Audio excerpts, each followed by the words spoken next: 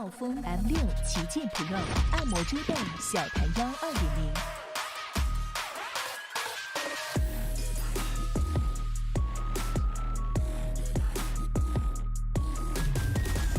3D 云朵枕，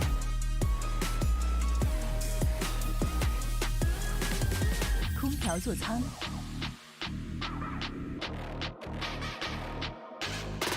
立体机械臂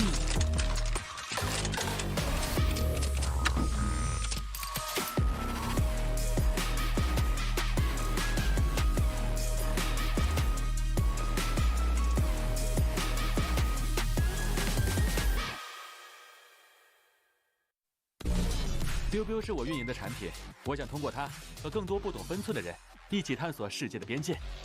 正是这些不懂分寸的人，也许他们不被理解、任性、固执，甚至疯狂。就是我。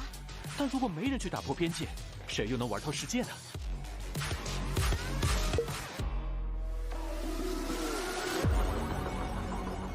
打开微信，搜索公众号“星际老男孩 SC Boy”。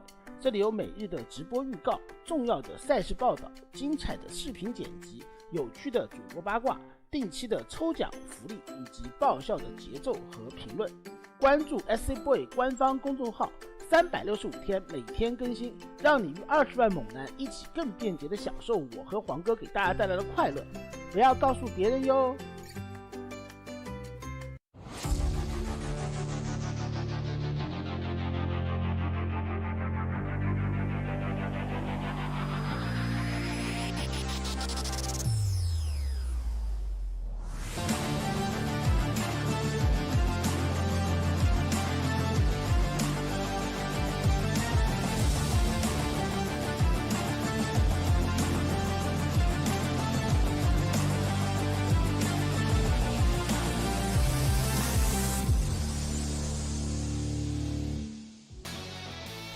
And welcome back, everyone. Welcome back to another day, another week, another round of WTL World Team League 2024 season, or the summer season of 2024. Welcome. Thank you so much for the raid. Sort of. Hope you had a great stream. Hope you had a great ladder session. Welcome, everyone, to another day of World Team League. Of course, we were live yesterday with day 1, and yesterday we had quite a number of matches here. We had Team Vitality versus Starlight Twinkle, followed by Offside versus Psystorm Na'Vi, and we had some insane matches. I highly recommend checking out the VODs. I recommend watching Offside versus Psystorm Na'Vi. There were some very, very close games, very clutch games in that series. Oh, my apologies. Bam.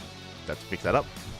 Very close games in that series, but now we return with day 2. And here in day number 2 of round 3, we have Twisted Fairy versus Berserker Esports. Later on in the evening, we're going to be covering CranKy Gaming versus Platinum R8. So 2 best of 7s back-to-back, 2 Team League matches. For those of you that are maybe unfamiliar, World Team League is the most prestigious team league in StarCraft, has been running for a couple of years now, and the best of the best teams are involved.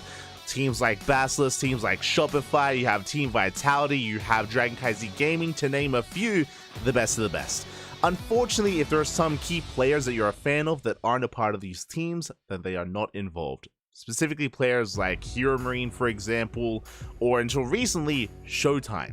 Of course, Showtime did join forces with Basilisk to take part in this event, and we were able to showcase, or we should be able to showcase them tomorrow. But for today, we have Twisted Fairy versus Berserker Esports, and here we go. We have our first matchup. We have Stats versus Gung Fu Panda. If you're in the chat, predictions are open. And let's have a look at the predictions in our Discord. Okay, we have a lot of faith in the 2-0 for Stats. We have 37% in favor of the 1-1 between our 2 players here. 0 believe in the 2-0 from Gung Fu Panda. It's a hard one to call. I'm pretty sure I was in the 1-1 boats. I'm pretty sure I did predict 1-1. I was among some of those people that did go for that prediction. Gung Fu Panda has been looking quite solid as of late. That's the thing right now, is that Gung Fu Panda, if you haven't been watching a lot of the regional events, a lot of these online weeklies, or even WTL, you might not be aware of the return of Gung Fu Panda and his return to form. And Gung Fu Panda hasn't been looking too bad at all. At the same time, you have Stats also on the rise. Stats pre-IEM Katowice this year. Stats was struggling, to be honest, but I don't know what it was about IEM. Post Katowice, Stats has been on fire, and here we go. We're diving into game number 1. In the top left, we have Stats. We're gonna put Twisted Fairy in the top right corner. We have Gung Fu Banda for Berserker Esports. Let's go. Again, predictions in the chat have now closed, so best of luck to all of you that did place your bets to try to gain those channel points. And here we go. We are diving into game one. Ghost River is going to be an interesting one, of course. It is a short rush distance by ground. It does not have a ramp leading into the natural. It looks like we're going for 2 gate openers. 2 gate openers all around from Gung Fu Banda and from Stats. So far, everything is looking as it should. For the time being, I should say. We'll see. We'll keep an eye on either our players. Just because we don't go for a proxy pylon initially, this could still lead into a 1 base all-in. So we'll keep an eye on Stats and Gung Fu Banda. Let's go. Catching up in the chat. Hello, Papi. Oh, hello, Reno. Hello, ¿qué tal? ¿Cómo estás? I see Rero in the chat. I see Thorn. I see 16 Squads and Seki. Kuro, of course. Again, if I didn't emphasize it earlier, a big shout out to Sordo for a massive raid. Welcome, everyone. Welcome. Of course, we're live every single day here on the CranKy Ducklings, and over the weekend, we are focused on WTL on World Team League. Almost every single weekend, we have some WTL action going on here. I say almost every single weekend. There's a bit of a PSA, but I believe next weekend there will not be any WTL. There won't be any World Team League. The reason for this, though, is because next weekend we have Stars War 11. Stars War 11 is finally returning after all these major events have concluded, and we have another big premier tournament taking place in the land of China. For now, though, we do see Gung Fu Banda hiding his second pylon at his natural base location, so he's making it look like a proxy. He's faking out an all-in here, or at least a proxy in the face of Stats. Likewise, Stats also hides his first pylon as well, just outside his natural in the middle of the map. This will not be a bad location for Proxy Stargate, but no, it's going to be a Proxy Robo. Oh my god, okay. Papi. Proxy Robo from Stats, Proxy Stargate from Gung Fu Banda. Now, we're in a really interesting position. Okay. So, first things first, Stats, 1 base all-in. Stats is going for a 1 base all-in to kick things off. It's going to be a robo. We're going to be seeing perhaps a third gateway behind this. We're going to be just doubling down on a 1 base play. Meanwhile, Gung Fu Banda, I would usually not really favor him in this position, but the Probe Scout does confirm the Stargate. I was about to say that usually a Proxy Stargate is out on the map to harass our opponent with some Oracle harass, but this Stargate is actually at home. It's right next to the main, so we can reinforce with Void Rays once we realize what's going on. For now, Oracle. Gung Fu Banda, he's got his Oracle in production to send that across the map to deal some economic damage. On one side, the Void Ray is going to be very quick to reinforce the main base. True, on the other side, that Stargate is very exposed. And I'm sure that Stats, once he commits to his all-in, is going to be going right for that Stargate to depower it, to shut it down. Meanwhile, from the side of Gung Fu Banda, shading across the map with a handful of adepts, the first Oracle has arrived, second Oracle's in production. From the side of Stats, the War Prism is coming, and there's a third gateway on the way in the main base. Again, we mentioned it before, but Stats is all in. Oh boy. Stalker shot's going to be going off. So far, good control out of Gung Fu Banda. He does recall back home. 1 adept goes down. Big pick off here from Stats. Is going to be pushing across the map. Meanwhile, Gung Fu Banda, has he realized what's going on? He's okay, for a moment there, it looked like he had expanded, but he does cancel the natural base. He pulls back to the main. He's now aware of what's going on. He's now aware of the all-in, but he made 2 oracles. Now we have a shield battery on the way. Now we have a robo. Again, Gung Fu Banda, he has pieces together, but is it too little too late? Can he do anything about this? The Stargate gets depowered immediately. There will not be a Void Ray. And Gung Fu Banda, he's in a world of hurt right now. He's supply blocked. He supply blocked from the pylon earlier. Another pylon going to be going down as well. And again, he has limited production. No Stargate available. No Void Rays. 2 gateways. That's all he has. He's going for a big counterattack across the map. He does get a handful of probes, but this pales in comparison to the army of Stats. And Stats, he's knocking down that front door. Gung Fu Banda, he still can't warp in. He's still supply blocked. Finally, with the completion of this pylon, he can warp in. Immortal just now begins, but the Immortal is so late. And Stats with another reinforcing wave of Stalkers. He should be able to bust into this main. Going for Sentries instead. Okay. I mean, with these Sentries, he can Force Field. Of course, there's no Blink. There's no War Prism. There's no way to avoid the Force Fields. Stats can lock down the army. He's slowly going for the Gateway. Gateway is going to go down. Again, we're warping in 1 unit at a time, and the warping will barely finish. And now the Gateway will go down. As I say that, here comes the Immortal. Gung Fu Banda trying to fight for that Gateway. He has his own sentry as well. He's holding. He's holding on for dear life, getting into a second Immortal behind this. Stats also getting into his own Immortal production as well. Oracles, they dip back in, but Stats, he has kept 3 Stalkers back at home with a shield battery as well. Stats, he's perfectly safe and sound. It's Kung Fu Panda who's trying to hold on. Now, Stats has a choice to make. He can either try to break the main and try to kill his opponents, or contain his opponent on one base and expand himself. So we have two options available here for Stats. What are we going for? Do we go for the kill, or do we try to expand? Now we do see the Immortal taking a bit of damage. Ooh, we do save it though. No hull damage. We catch an Immortal. Beautiful force fields here from Stats, and one Immortal goes down. Big pick off. Just like that, cutting the Immortal count in half for Kung Fu Panda. Behind this, Stats, second Immortal, it's on the way for Stats, so he does have an Immortal advantage. He throws down the Nexus, he does expand. So Stats, he has made his decision here. I mean, he's not pushing into the main base, he's expanding, he's transitioning, he has the economic lead. And his goal now is to contain, is to just keep Kung Fu Panda on one base for as long as possible. And just outscale Kung Fu Panda. Meanwhile, he hasn't outscaled Kung Fu Panda yet. Kung Fu Panda, he has his own Warp Prism, which means even if he gets caught by a shield, by a force field again, he can save himself. He can load up and get the hell out of there. He has more Immortals on the way. Kung Fu Panda, there's still a window here where he can go for his own one base all in. The turns can table on Stats, and the red Protoss, he can try to go for an all in himself. Still building up. We can see Stats is getting ready for his defenses back at home. Two stasis traps. I keep wanting to say shield batteries. Oh my god. But stasis traps have been thrown down. And we do get a couple of worker kills. 2, 3 probes going to be going down across the map. Very well done here by Stats. Oh, sorry, that was Kung Fu Panda with the stasis traps. But Stats, he sees them ahead of time, puppy. Oh my god. Does bait out those stasis with one Stalker each. Very nicely done. Sorry, my fault. I'm still gathering my bearings here. So good. The Immortal Harass across the map, getting a couple of free units here. Stasis traps, I didn't really add much of anything. And here comes Kung Fu Panda with his all-in. That's going to be a third Immortal coming out. Looking at the supplies, they are quite close. It's going to come down to the micro. On top of that, these Oracles have potential. Whether it's stasis traps or even activating their pulsar beams, they can make something happen. Here we go. We do force field the army. But Blink is done. Stats with the shield battery as well, he's able to hold on. Does have an overcharge available as well. Bleeding out a couple of Stalkers. More stasis traps have been thrown down at the same time. All back at home, we're bleeding out a lot of probes. There's the overcharge. Yeah, Stats, he's holding. GG gets called even without his own Immortals. It's not going to be enough, and Stats takes game number 1. Whew. GG. The Shield of Ire, really? Turning things on their head here, turning expectations on their head, and oh, sorry, my apologies, wrong scene. Bam, there we go.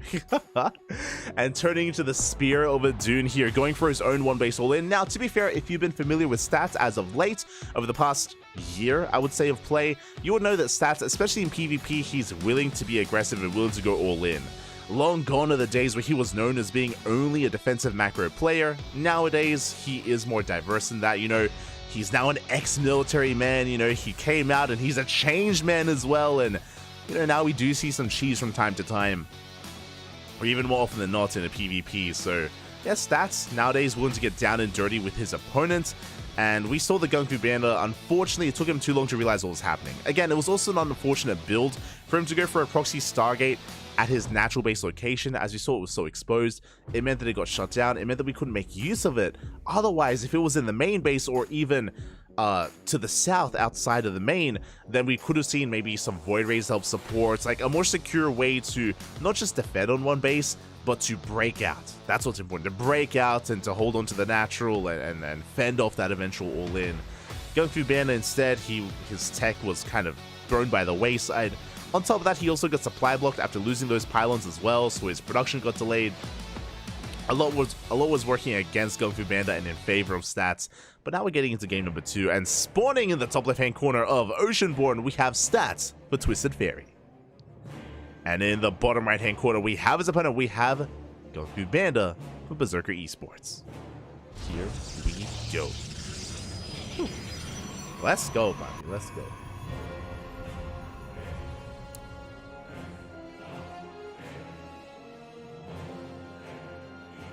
See in chat, GG, the Shield of Fire. Going through so mad, things are about to get real. I mean, again, I have faith. I definitely have faith here in Kung Fu Panda to bounce back here against Stats.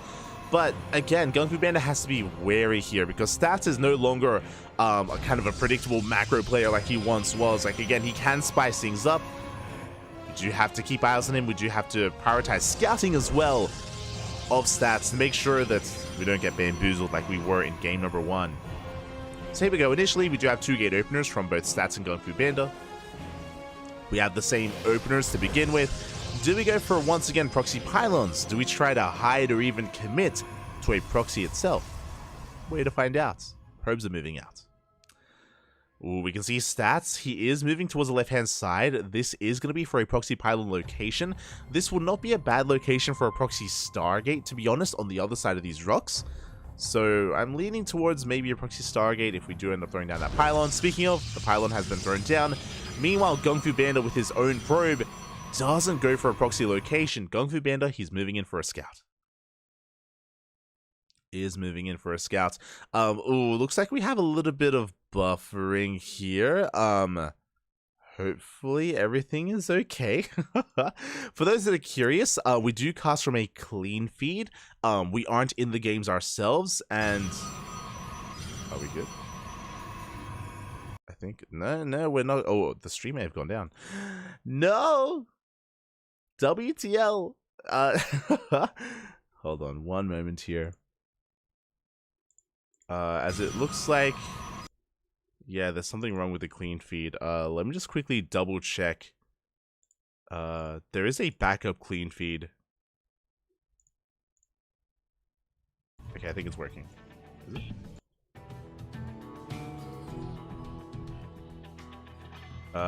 Yes, it is working. Okay. Hold on. I got you, Papi. I got you. It's all good. Whew. Okay, we're good. So for those that are curious, we cast from a clean feed, not just ourselves, but every single caster out there, you know, ourselves, Wardy, Rotterdam, the other language casters as well. And sometimes, and the clean feed comes from, of course, the Chinese organizers and production team. Sometimes it does go down, but we're good. There is a backup clean feed that we were able to gain access to. Whew. Okay. The quality of this feed might be a little bit lower, but at least we have it. And if the original clean feed comes back up, then we'll head on over to it. It's all good. Meanwhile, we're easing our way into this. We missed out on like a minute of play. It looks like Sats did go for a proxy pylon, but did not commit to it. Just like just a fake proxy pylon across the map. Meanwhile, Gung Fu Panda went for a 2-gate opener into an expansion. We do have Blink on the way from Gung Fu Panda. Stats going for a robo follow-up. Interesting. Okay, so we're kind of diverting our builds already here. Gung Fu Panda coming in with Hallucination Scouts. Checking across the map. Meanwhile, Stats moving in with his main army. Again, both players have expanded. There were no proxies, no cheeses, no early game all-ins. But we have deviated our builds. Good force move. You catch a Stalker. Who catches who? One Stalker goes down. Oh, Gung Fu Panda with the counter force fields, not able to catch Stats. Was a bit of a waste there from Gung Fu Panda. A little bit trigger happy. And no shield battery. Uh-oh. This is a bit of a lapse in judgment here. No shield battery from Gung Fu Panda. Should have already been here on the low ground. Boys have to be pulled. Backup shield battery on the way was misplaced. Has to be rebuilt. Gung Fu Panda stumbling a little bit. Now is not the time to be indecisive here and not the time for these mistakes. But there we go. Shield battery gets thrown back down. Stats getting to his immortal production. And thankfully, Gung Fu Panda, he does hold. Stats backs off. Whew. Stats, he does back up. Now, there's a bit of a give and take that's going on right now. We did miss out on like a minute of play. It looks like there wasn't really much going on here. Gung Fu Panda is going with Blink, so he has a more mobile army. He has a much more flexible mobile composition to work with. Meanwhile, Stats, he's not going for Blink. With a Robo, we're going for Immortal production. Going for a hefty Immortal count, so in a head-to-head fight, Stats will be able to take down his opponent. But Gung Fu Panda can avoid the main fight. He can go for a counterattack, hit the third base, blink into the main, pick off some key units, and out-micro his opponent. So we're going to have that kind of give and take here between Gung Fu Panda and Stats. Both players are taking their third bases. Both players are working towards the mid-game. We can see Gung Fu Panda poking in. Likewise, Force Field's going to be key as well, as Stats won't have a way to avoid those Force Fields. And there we go, we lock down some of those units, but the Immortal does bend Gung Fu Panda back. An Shade into the main, and we're getting some probe damage. Workers are going to be going down. 2 workers so far. Oh, we get a third. At the same time, Kung Fu Bandit diving on the main army, but he does not break through. 2 adepts go down for 3 probes. That's okay. Meanwhile, Kung Fu Bandit, he wants the Immortal. He wants it, and he is going to get it. Yeah, Stats does overextend out of range of the shield battery. Good pick off here from Kung Fu Bandit, but he has to be careful. You can see how softened up this army is. Deep in the orange and the red, the Stalkers, they have to back off. But thankfully, Kung Fu Bandit does keep most of his Stalkers alive.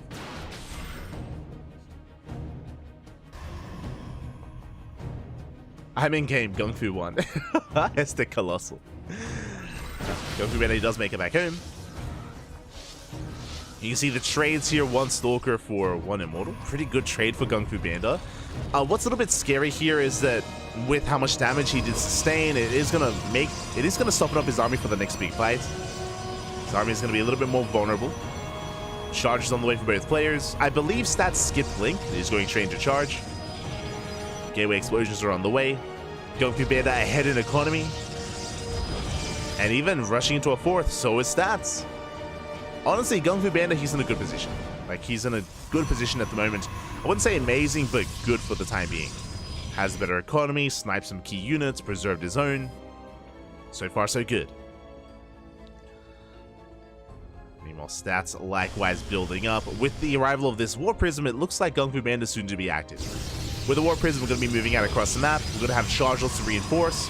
What's important here is that, yes, Stats does have the Immortal advantage, that is true, but Chargelets will complicate things. Chargelets, they do an amazing job at just tanking both Immortal and Stalker shots, and if you can overwhelm the army with Zealots, then your Stalkers in the back line do so much more damage. They can break through, they can focus on those Immortals. Kung Fu Bandit can overwhelm Stats.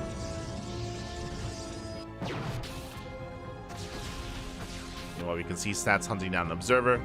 Going to be reducing some of that map vision that Kung Fu Bandit does have. Blink now on the way for Stats. Again, the one thing that he's missing compared to Kung Fu Bandit is now on the way. Kung Fu Bandit still has that advantage.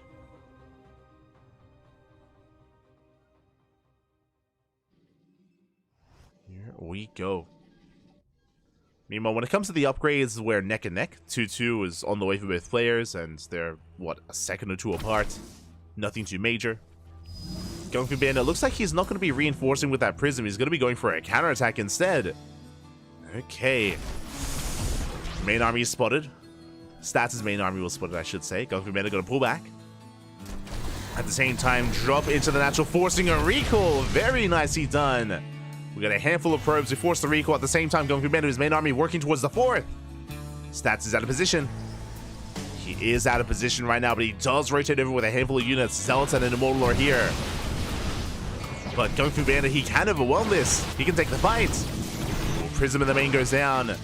But now we are up to 3 Immortals, and Stats did pop the overcharge. Stats holds.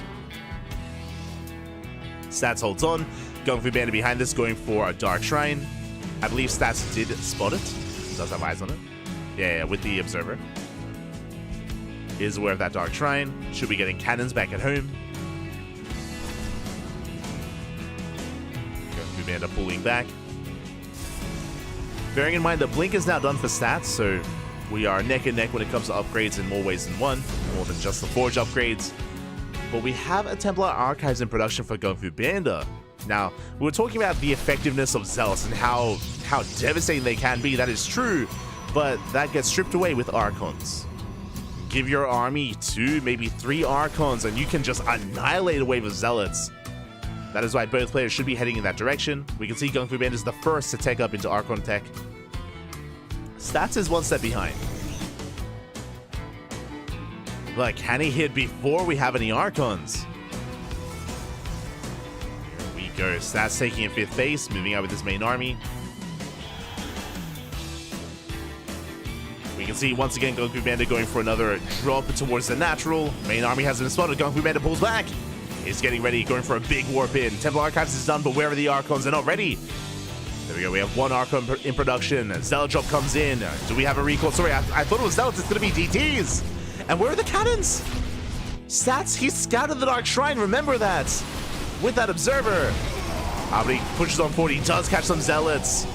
A good start to the fight for Stats, but he's losing his economy. 13, 14, 15 probes going to be going down. The natural as well. Stats is all in.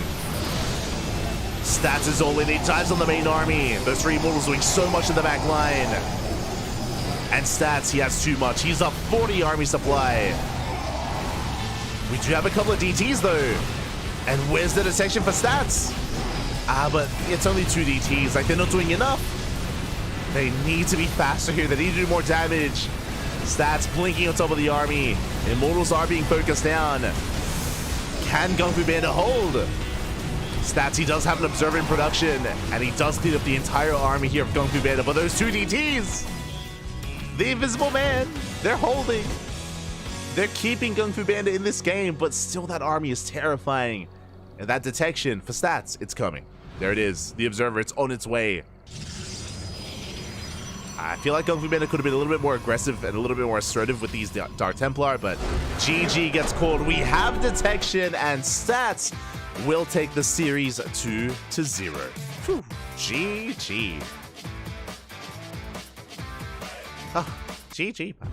GG, well played. Kung Fu Panda, he did put up a fight, and again, he forced the all-in. He was crippling the economy of Stats, and Stats did not have detection with his main army. But Kung Fu Panda did not have enough Dark Templar. It was only 2, and they were putting in some work. Those 2 Dark Templar, they were putting in work on Stats' main force, but it still was not enough. You know, his main army still crumbled before the might of Stats. There was just too many Stalkers, too many Immortals, and again, Stats did hit before there were too many Archons here for Kung Fu Panda, or just too much in general. GG, well played. Stats kick things off with a 2-0, and this is going to be a rough start for Berserker. Tis a rough start. Again, Kung Fu Panda did need to put some points on the board here to against Stats to give his team a chance, and now the onus lies on his teammates. Up next, Keen versus DNS. Now, this is going to be another interesting one. For those that are curious, Keen did retire. Keen, he was competing. Keen retired, then he came back, and then he retired again, and then he came back again. Keen was retired for quite some time, but he got picked up. The Keen clap. Who does not remember the Keen clap, Papi? Oh, it was beautiful. But the reality is that after the disbandment of Kwangdong Freaks, I don't know how much Keen has been playing. I don't know how active he's been. We haven't seen Keen compete in months, in a long time here, so this is the first, and I'm curious to see what his form is in. As in the top left-hand corner, we have Keen for Twisted Fairy. And in the bottom left, we have his opponent. We have DNS for Berserker Esports. Oh. Here we go. And yeah, I assume so. I see Sleep Cow in the chat, how winding it back, Stats, he did scout the Dark Shrine, but the assumption would be that he didn't click on the Dark Shrine. That would have to be our assumption. And I mean, it would make sense why there would be no cannons there, as maybe he just assumed that it was going to be a cannon or a shield battery instead. But I mean, regardless, you know, in the end, the DTs did not even matter there. Stats, he had enough to break through. But again, focusing on this series, I'm really curious to see the form, the shape of Keen, more than anything. As I just want to double check when the last time Keen did compete. I want to say it was last year, but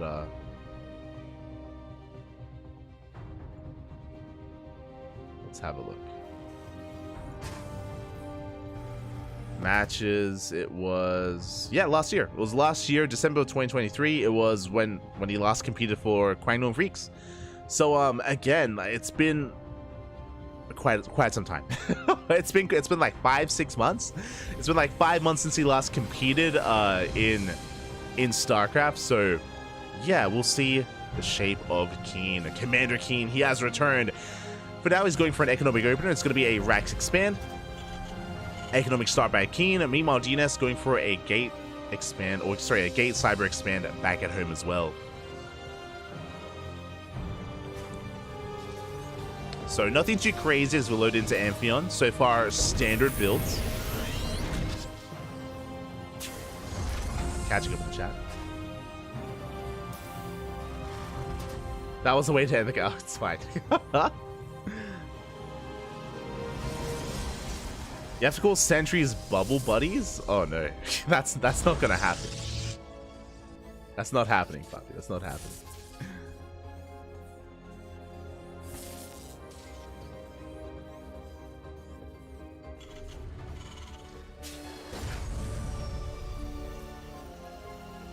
I remember WTL puts out penalties for no webcam. Yes, yes. If you don't have a webcam a week, then WTL, they will dish out penalties for that. That is true. It's true. But for now, we are just settling into this. Ooh, behind this, you see Keen going for a third CC. Okay, you have my attention, Papi. As we get into our openers, DNS is going for a Stargate opener. This, I imagine, is going to be for Phoenixes. Could be an Oracle-based opener, but I imagine Phoenixes to gain map control. Speaking of, there it is. The first Phoenix is on the way. This is the beginning of Phoenix Colossus. A very standard, very by-the-book kind of build and play style here from DNS in the PvT matchup. Reaper dips in. The Reaper will scout and confirm the Stargate. We also confirm the first unit coming out. So nice moves here by Keen. Ooh, likewise, DNS does shut down the Reaper, but the Reaper pays for itself. The Reaper did get a full scout of the main base. Keen is aware of what's going on. And I mentioned before that this is a 3cc build before Starport. Very economic, very greedy build here by Keen. Now, if DNS had gone for a blink-based build, and if he had scouted this and responded with like 3-gate blink or even 4-gate blink, then Keen would be in trouble. Because of this fast 3cc, tank production would be delayed, and Keen would be vulnerable to blink stalker aggression. But because it's a Stargate opener, there's nothing that DNS can do. DNS, he can harass. That's true, he can harass with Phoenixes, but he can't really push in anytime soon. So Keen, he gets away with it. He gets away with his build for now. DNS likewise goes for a third Nexus behind this. He is getting into his own economy. But this is a pretty good start for Keen overall. For a Terran player to rush into a third and to get away with it in this kind of matchup is impressive. And it can snowball out of control in the mid game. It's going to be on DNS to pick away at the economy, to delay the third base more importantly. Again, just because Keen has a third CC does not mean he can land it. DNS, he can vie for map control and vie for control of that third base location as well. Now, one of the big features of this map of Amphion is the fact that the third base is quite secure. That's the other big thing. To gain access to the triangular third, you have to mine through minerals or you have to break down rocks. It's a little bit awkward. It's not as easy to get to. You have to kind of work towards that location ahead of time, and DNS has not done so. So Keen is looking quite secure here. On top of that, the third base location, outside of breaking down rocks or mining through minerals, it is also on high ground. There's a ramp leading up into the third, so it's that much more secure. So I'm liking the build so far by Keen on this map. Meanwhile, DNS does at least have map control, and we mentioned earlier that this is the beginning of Phoenix Colossus. There it is, there's the Robo, Safety Immortal first, followed by the Bay, followed by Colossus production. Again, this is kind of like a standard gets in TVP. Like a solid build here by DNS. But I guess Keen is doing a good job at counteracting this and doing a good job at maybe not punishing this per se by doing any economic damage or punishing the third or punishing the tech, but just getting into his own greed and able to get into the swing of things. Meanwhile, third CC is being taken. We can see that we're checking the triangular third. Like DNS, he's looking for the third base, but it's being taken over at the linear location instead. This I was not expecting. Okay. So Keen floating it over towards the right-hand side, taking the linear third instead. So far unscattered, I believe. But Keen, he's getting it up and running.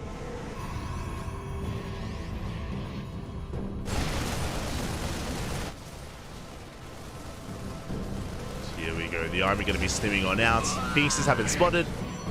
Keen is aware. Extendable Lances on the way, +1. Charge. DNS just getting into all of his tech, getting into all of his upgrades. The map control that he once had with those Phoenixes has been stripped away. And to be honest, these Phoenixes didn't really get too much done. I was expecting maybe a couple of SCV kills, maybe even disrupting the production, but no, DNS was a little bit more passive with them. I mean, it does mean that he has kept his Phoenixes alive, that is true, but he has achieved far less with them than I was hoping for. And now Keen has map control, he's hunting down those Phoenixes, he's vying for map control, he shuts down a pylon. Looking to hunt down any stray zealots or probes. Marine Scout does confirm the third base, also confirms the location of the Colossus, and confirms that there even are Colossus. You can see DNS diving on that, medevac, and he will get it! Ooh, big pick up. Yeah, Keen with a slow reaction there. Does lose a medevac, that is pretty huge. A very valuable pick off as DNS will expand and take a fourth. And DNS, he's about to hit critical mass. What I mean by that is that we have 2 Colossi, we're about to hit 3. With 3 Colossi, we can start diverting our tech here and work towards Storm or work towards Disruptor production. Archons. Right, DNS, he now has a solid backbone to his army, but what about that meat? What about the Zealots, the Gateway army? We're still lacking a little bit there, and here comes Keen. He's going for the 4th. And we're investing quite heavily here into Marauder production. We have Vikings on the way, making 4 Vikings at a time. That's a lot of Vikings! Oh my god! I just saw. That's a lot of Vikings that Keen has banking up in the natural. And remember, oh, we're pulling, oh my god, we're not just pulling the boys. Every single worker at the 3rd and the natural base. Keen going for a 3 base all in. Ah, yeah, that's a lot of boys, Papi. Here we go. Keen with a massive amount of Vikings. Remember, he had a boosted economy. He was able to bust into or get into this production well ahead of time. He has a massive army as a result. And now we're pushing through. Yeah, we focus down the Colossi overcharge, putting in some work. That Colossus takes a lot of hits, but the rest of the army is crumbling. We break through the Zealots. We're getting on top of the Immortals. A lot of SCVs go down. The Colossi, they stand strong. Oh my god, the overcharge. The shield batteries were insane. We have 4 shield batteries. Nova goes off, and DNS holds. DNS, he does hold on. I can't believe it. That 1 Colossus took the entire brunt of the army. We had like 8 Vikings, the Marines, the Marauders, everything stimmed on board, and that Colossus refused to die. The overcharge was insane. And DNS holds on. GG gets hauled. DNS takes game 1. That was crazy. GG, Papi. GG. Ay. I'm a little bit in shock there. Like, there's so much to talk about what just happened. Like, on the one hand, again, I still want to praise Keen because that was a terrifying push, you know, for him to be greedy, to rush into a 3rd base, to have a booming economy, to make use of that, and to be able to not quite max out, but amass a terrifying army the way that he did. He didn't bleed out any Marines or Marauders in the process either. He got an insane army, and he pulled 36 SCVs. That was a lot of boys pulled. Unfortunately for Keen, when he pushed in, DNS already was in position. Like, he didn't really see the army coming ahead of time, but his Colossus were already parked at the 3rd base. He had all 3 Colossi. He had 4 shield batteries. Like, Keen did not know this ahead of time. He did not know he was pushing into 4 shield batteries of all things, plus the overcharge. I mean, we expected the overcharge, but like, DNS had the most ideal defensive setup there for what was coming his way. Like, he was and I feel for Keen, not gonna lie. Like, outside of course the push being scattered, like, it feels like everything kind of went his way, or I should say, when I say everything went his way, the build that he had in mind was well executed, is what I should say, right? Like, he came into this game clearly with a plan, right, with a 3 base all in, and from at least Keen's side of things, he did everything the way that he should have. Of course, right, because DNS was able to see it ahead of time, he was able to prepare himself, and that's another factor that comes into play as well. Unfortunately, Keen wasn't able to spot that or even deny the scout, or do a better job at hiding his build, but here we go, we're getting into game number 2. In the top left, we have Keen, and in the top right, we have DNS for Berserker Esports. Whew, let's go. 3 more Vikings and the overcharge doesn't matter. Yeah, that's what I mean. Like, again, the overcharge was barely keeping that Colossus alive, but like, that was so close. Like, whether it's 3 more Vikings, whether it's even 2 more Marauders, like, whatever it would have been, just like a handful of extra units would have been enough to break that, and then the dominoes would have fell, right? Like, then things would start snowballing out of control. Once that first Colossus falls, everything falls. So that was just that was an intense moment, a very intense moment there. Ay. Clutch Colossi. Oh, is that why you're called Colossal Gold? I'm just piecing it together. I mean, I've known for a long time that Colossi in the chat, Colossal Gold, he is a Protoss enjoyer. Has been for a long time, but yeah, I mean, that's where the name comes from. True. So that's we're settling into game 2. Now, Ghost River is an interesting one. I have to say, Ghost River is an interesting map choice here by Keen, bearing in mind that it is a loser's pick. It is loser's pick here for our players. Keen opting to go for Ghost River. has a short resistance by ground, and I would not be surprised if he has another all-in planned. I would not be surprised if he has another all-in, whether it's, you know, 2 base, 3 base based, yet to be determined. I expect aggression out of Keen. This is a bit of a double-edged sword. We have seen some late game, I say late game, but we've seen some macro play on Ghost River just because even though the rush distance by ground is so short, at the same time, you can turtle up quite hard on this map. Specifically because of all these ramps. There's so many ramps leading in towards the natural, towards a third base location. You can end up turtling and situating yourself in such a way where you can kind of cut the map in half. That is true. But we'll see if we can get there. We'll see if we can get to that point. As for now, Keen going for a rack expand into a factory. Economical opener for the time being. We'll see if he goes for another fast third CC. Or we'll see if he goes for another build entirely. DNS carrying the team at this point. I mean, I would say that DNS is the ace player of Berserker Esports. If you remember, I would say that DNS was the ace player of Platinum Heroes 2 seasons ago before they picked up Firefly. I do think that he's a very valuable pickup. For those that are unaware, DNS is a new pickup for Berserker Esports. I'm pretty sure DNS was picked up specifically for this season of WTL, and clearly he's shown his worth, right? He's shown his value here over the past couple of weeks. You know, we're not Platinum Heroes for letting him go as well. I'm just shaking my head. As it was last week that DNS took a map of Max Packs. If you weren't watching last week's WTL, DNS, he did bring Max Packs down.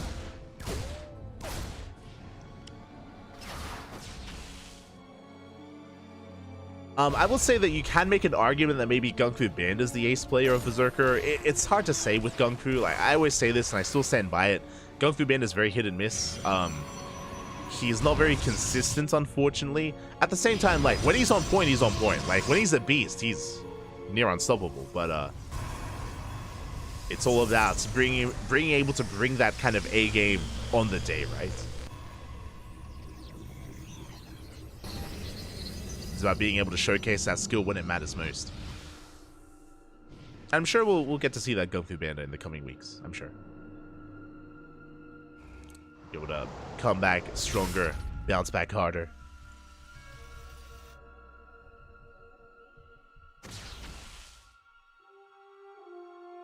As for now, we're just going to be going for our tech of choice. Now, I should mention as well that this time DNS is not going for a Stargate opener. This makes sense. I spoke last game about how a Stargate opener is a little bit more macro-oriented. It gives you map control. It allows you to get into your Colossus, into a 3-base setup. On a smaller map like Ghost River, I think it's risky. We've seen many players try and go Stargate and fail and fall on their face and just be crushed by these more early game pushes. So DNS playing it safe, going for a Blink-based build instead. Has plenty of Stalkers to work with. The army does right, but we have a shield battery, we have an overcharge. Blinks are looking good. And DNS holds. DNS, he's cleaning up every single Marine here. We get some lock-ons, but not a single Stalker goes down. Clean defense here by DNS, and Keen bleeds out a lot of Marines. You can see DNS even trying to hunt him down. Oh my god, calm down, Bob. Chasing him back. Ooh, as DNS gets dragged out onto the map, though, we have a Liberator moving out to harass. Hitting that natural base. At the same time, though, do we get the medevac? We don't, but we do get a Cyclone. At the same time, here comes the Liberator towards that natural base. Probes are going down. And DNS is committing. Boys are being pulled. SCVs are falling. Even though DNS is losing probes back at home, he's getting SCV kills. He's making it worth it. Takes down the Cyclone, Marines, SCVs. 8 workers go down. And DNS defends back at home. He shuts down the Lib. The CC under fire. There's a tank on the high ground, but it's out of range. The tank, it can't help here. Yeah, as we are reinforcing with another wave of Stalkers again. It was 3-gate blink here from DNS. He's got a third base behind this.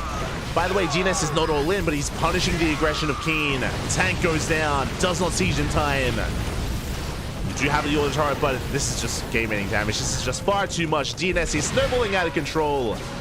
Getting 19 SCV kills. And the tank. And we're not done warping in 3 Stalkers at a time. As a reminder behind this, we have a Forge for upgrades. We have Charge on the way. Third base. We're probing. DNS getting ahead in the economy. And, of course, getting ahead in the army. As we blink into the main, there's only one tank. It cannot cover the production. And we can just camp it. Oh no, the tank! No, the tank goes down. Raven as well. GG gets called, and DNS takes the series 2-0 and fights back for Berserker Esports. GG. Clap. GG, well played. The series ends, and it'll be that player's team taking the series. A 2-0 is what our players are looking for. Again, it's going to be an uphill battle here for Battle B. Now, what I will say is that Battle B has been impressing us. He has been impressing us, and what I love about WTL is that WTL adds a different factor. Preparation, right? Our players, they spend quite an amount of time preparing for their specific opponents on these specific maps. On top of that, we see a lot of upsets in WTL. The reason for this is because our players come in with a specialized build in Game 2. What I mean by that is that if Battle B loses Game 1, I'm sure he has a build and a map planned for Game number 2, something that Classic isn't quite ready for and can catch him off guard. And it happens time and time again where maybe an underdog player is able to bounce back in that second game after a loss. So that's another kind of X factor in WTL, but here we go, we're diving into this. Classic in the top right and Battle B in the bottom left. Let's go. Let us go.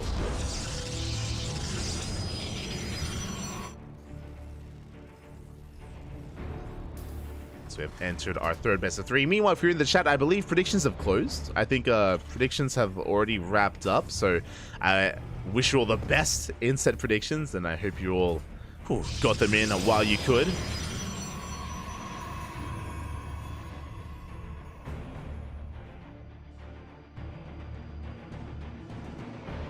Catching him in the chat. I think it's hard to rate Classic versus Stats, really. I would not agree with that.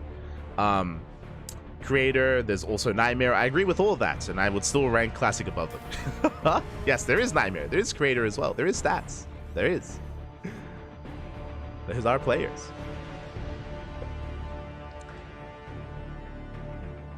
Here we go. I have loved Nightmare's rise recently. I don't know if you've seen, but Nightmare has been taking down a lot of Terran players as of late. Recently beating Cure, recently beating Clem. Nightmare always looking dominant in that PvT matchup. Always. Have to show our respect. Always. That's right, easy into our game. When it comes to the map itself, when it comes to Alcyone, this is a much larger map, and the map pool does lead to more longer games as well. Not saying that all-ins aren't unheard of, no, not at all. We have seen plenty of all-ins on this map, plenty. But at the same time, we have seen even more longer late games, right? You can secure yourself on 3 and 4 bases quite easily here. You gain access to the goal base as well as a 5th or even as a 4th if you so choose to, and the map can be cut in half. We haven't seen any late game yet here tonight, but we could. If it were to be on any map, this would be it. But now we're getting into our builds. And it was a rack expand here from Battle B, getting to his factory follow-up. Probe does recall back home. And yet to determine the tech of choice here for Classic. Classic failed to qualify for GSL. He did fail to qualify. Again, we casted the Code A qualifiers on our channel, if you remember. We were talking about how in that loss, Classic had to he would have to like focus so much harder in these online events, in events like WTL as well, after failing to qualify. And he's been getting some damn good results here, which is what we expect.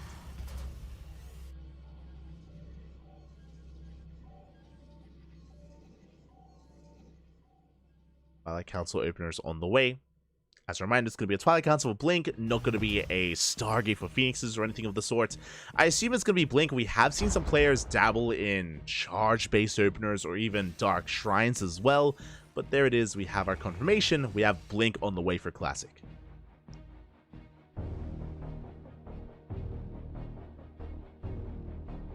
Blink is on the way. 2 more gateways get thrown down. Okay, so it's going to be 3-gate Blink for Classic, at least initially.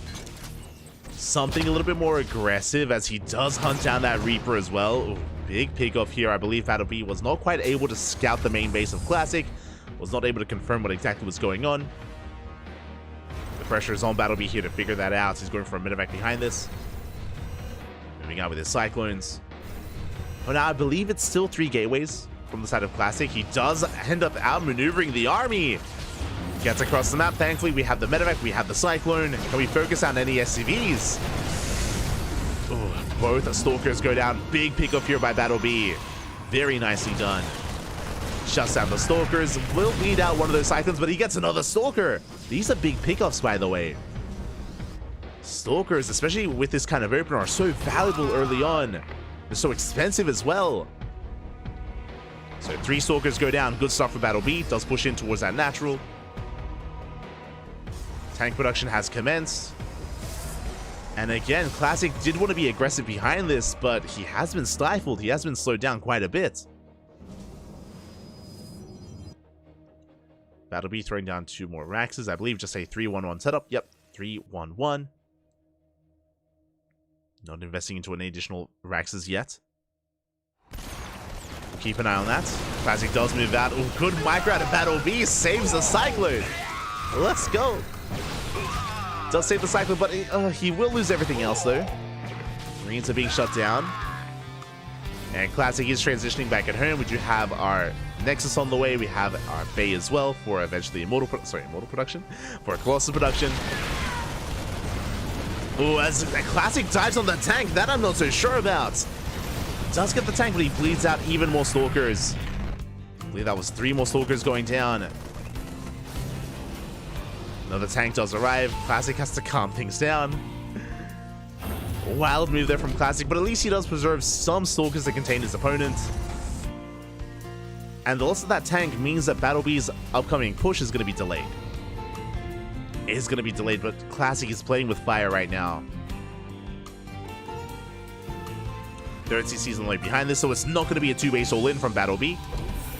Is getting into his third.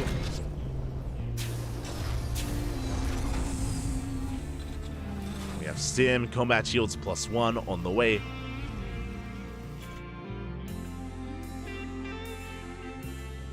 We're settling into a longer game. We spoke about it. If there were ever to be a bit of a longer macro game in this series, it would be, at least on this map, on Archeone. And that's what we're getting. For the first time, we're settling into our 3 bases. Building up our production, getting our 4th and 5th racks on the way.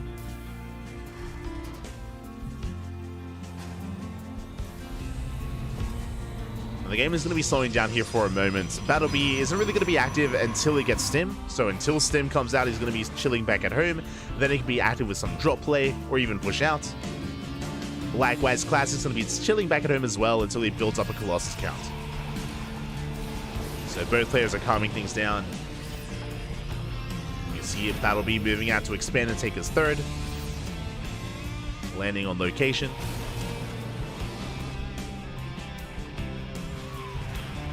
Likewise, Classic up, even fending out some pylons. You can see on the minimap there, he's got 2 pylons on the right-hand side. He's got vision on the left as well, getting eyes on any kind of drop play. Yeah, very nice map vision here from Classic. And the hallucination will confirm the 3rd base timing. So now he confirms there's no 2-base all-in. Confirms that his opponent is expanding, saturating. Does confirm the army location as well. Ooh, I'm loving this proxy location. This is to reinforce and to backstab, essentially, going for these run-bys across the map. Classic did have control of the Zonaga. He backs up. Ooh, and Classic getting ready for a big tech switch. Do you see what I see? I see a Stargate on the way and +1 air attack. Now, we have seen Classic do this in the past, and I should have mentioned it earlier, but he's been very fond of rushing into Skytoss, in this matchup specifically. Against Terran, we've seen Classic get away with rushing into carrier production. At times even Tempest. And we'll see if that's going to be the plan here. Does manage to get a medevac. At the same time, you can see Battle B's main army pushing right through the center. The Colossi are out of position, by the way. Classic, does he have match at home to defend? Well, the answer is no. Do we have a recall? We have a warp in. And the army dives into the mineral line. Would you have a recall? Forcing back the army. With the Colossi, we should shut this down. We go for the disable. Battle B trying to force his way in. And tank volley's going to be going up. Good control so far with the Colossi, but the shield battery goes down. There's just not enough support though. Ooh, good target firing. We get a Colossus. Not a bad trade by Battle B. Not a bad trade, but he has to back off. Did bleed out some SCVs. Stargate is done. +1 air attack is about to finish, but losing a Colossus there, losing so much of that army means that Classic has to rebuild, and he can't quite invest into Skytoss. And there we go. Templar Archives on the way. Again, rushing into a Fleet Beacon can kill you. It's a big investment here into tech that isn't helping here and now, and that'll be soon to push out again. And Classic has to take it seriously. Yeah, he spots the army. Classic backs up, going for another Zealot counterattack. Bunker still on the way back at home, or I should say SimCity. The mine shots go off. The mine's going to be shut down. This drags Battle B back home. He's wary of the Zealot run by, and Classic is stabilizing. He's settling into his 4-base setup, rebuilding his Colossus count, getting into Disruptors. He still only has 1 Robo, bear that in mind. He hasn't built a 2nd Robo yet. Not yet. Again, I'm curious if he builds a 2nd Robo or if he goes for a Bay. Sorry, goes for a Fleet Beacon, is what I meant to say.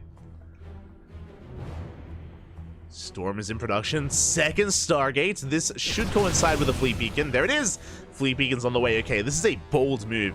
So, Classic is cutting corners, and because he opted not to throw down a 2nd Robo, if he bleeds out some of these Colossi, it's going to be so difficult to replace.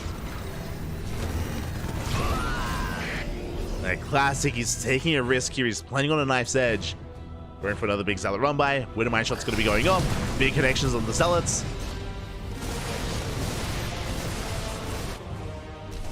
Get that 2nd Stargate about to finish up. Fleet Beacon still on the way. Classic rushing into a 5th. He's being so greedy. Oh my god. Rushing into a 5th base even though he doesn't have map control. Zealot run by gets cleaned up and Battle B backs off. Battle B, he has not scouted, by the way. He does not know the tech that Classic is rushing into.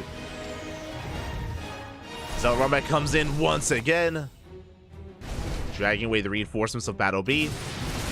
This time it looks like he wants to commit with his main army though. He's got Ghosts, he's got Vikings. Disable on the Colossus Novas go off, but they do not connect. Third Nova will take down a big chunk of Marines. The Colossi go down. Where's the Storm? The EMPs were too good. All the High Templar were EMP'd, but the Disruptors survive, and that's good enough. The Disruptors did make it out, and carriers are on the way. Battle B lost a big chunk of his army there. Now, to be fair, he did kill the Colossus. All the Colossus did go down. And we need to keep pushing. Battle B, he has to kill Classic before those carriers become too much of a problem. The problem is he doesn't know. Like, if he was aware that there would be so much more pressure on Battle B to push in and he'd be much more assertive, I'm sure.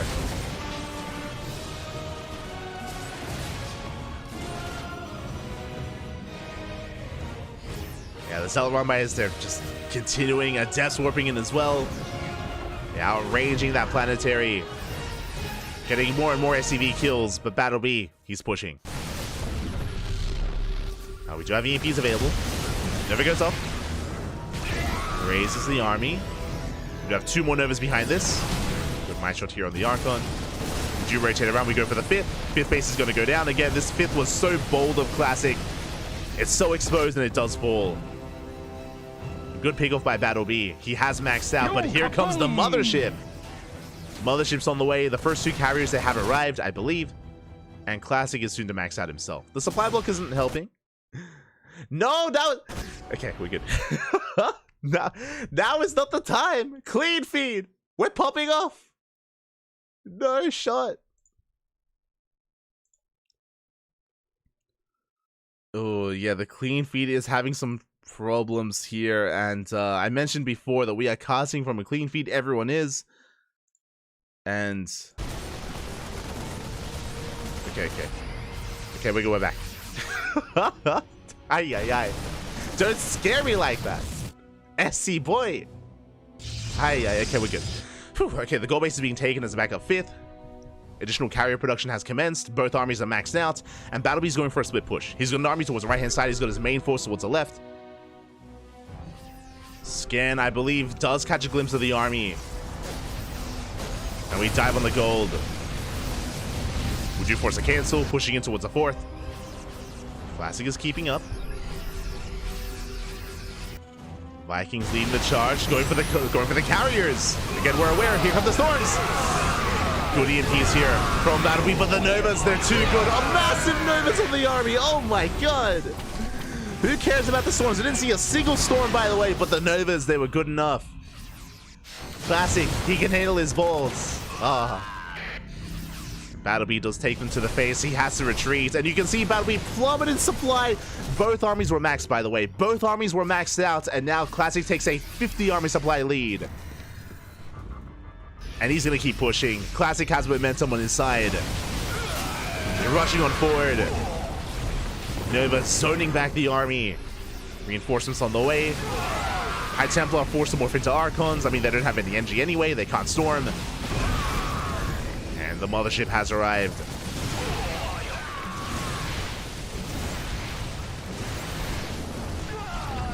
Seriously, he can handle his... He can! He can handle them. He's cracked. Aye, aye, aye. As the concave is looking good here for Battleby, but the Novas, once again, they do spread out. They do connect in the slow zone as well. A brutal fight for Battleby. We had some good EMPs. But Classic, he's breaking through. He does bust through the main army towards the third base, and that's going to be everything that Battleby had left. GG gets called, and Classic takes game number 1. Whew. GG. Ah, Baki. Oh my god. GG, well played. Classic again. We've seen him time and time again rush into Skytoss and get away with it against even the best Terran players out there in the world. We've seen him do it against players like Cure, like Clem, like Maru. But he was struggling a little bit here against Battleby. You saw that Classic was maybe being a little bit too greedy. Battleby able to punish him as well, able to have quite a number of moments in this game, especially early on. I should bring things back. Remember the openers. The openers were in favor of Battleby. For Classic to go for 3-gate blink, for throwaways so many stalkers, to be punished for that as well, for Battleby to gain map control, was a big deal, was a big moment for Battleby, but unfortunately Battleby could not break Classic. I do think that if Battleby knew what Classic was doing, then maybe he could have, right? If he had some kind of sign to be more aggressive, to be in the face of Classic, to be aware that Classic was, again, working towards like +1 air attack, additional Stargates, a fleet beacon. We saw moments where Classic was vulnerable, especially after he lost his Colossus. Remember, there was that moment. There was that one big fight where Classic lost 3 Colossi and did survive, and Battleby was able to rebuild, but he didn't keep pushing. He was a little bit more passive, he was a little bit more defensive, a little bit less sure of himself, and Classic was able to abuse that. And with that, we're now getting into game number 2. It's going to be Classic's map of choice, sorry, Battleby's map of choice. We're loading in to Oceanborn. Let's go. Speaking of spawning in the top left-hand corner of Oceanborn, we have Classic for Twisted Fairy. And in the bottom right-hand corner, we have Battleby for Berserker Esports. And what I should emphasize here is that Battleby didn't look bad in that game. He did not look bad at all. I mean, there were some rough moments, sure, especially when it came to the Purification Novas. Yeah, we don't have to talk about the balls anymore. It's fine, puppy. It's fine. Oh god. But outside of that, Battleby was playing very well. It was playing very well. It was keeping pace with Classic. Again, if he was maybe a little bit more aware of what was going on, we were seeing some different decision making happening there as well from Battleby. But Battleby, week after week, time and time again, he has been impressing us here in WTL. And can he force that ace match? Can he tie things up and take us to game 7? I'm hoping so. I mean, I'm greedy like that. I want all the games, papi, all the games. Give us an ace match. Give. Catching up the chat.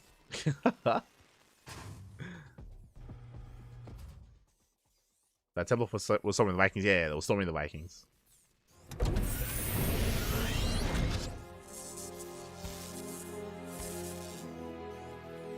Technically, they're called fleet bacons because they sizzle. Oh, you're making me hungry, Pop. You're making me hungry.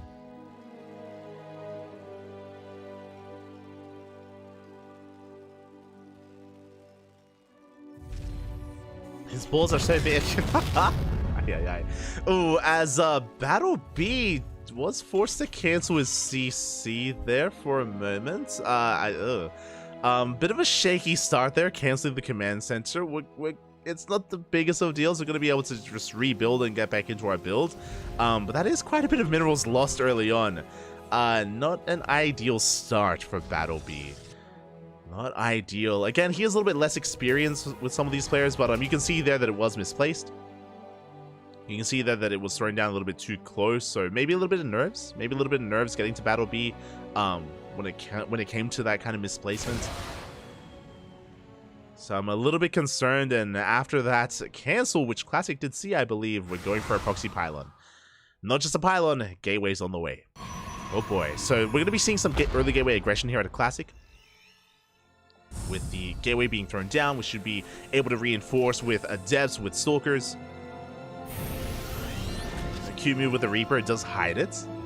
Behind this, setting up for a second Rax before the starport. Interesting.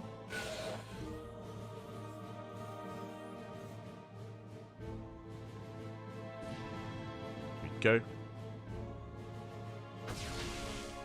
And it's not just going to be a proxy gateway across the map, it's going to be a third gateway back at home as well. So it's going to be 3-gate aggression early on here by Classic.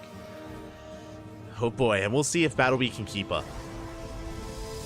He's amassing Reapers as we speak. He's actually continuing to react to our Reapers. Oh my god.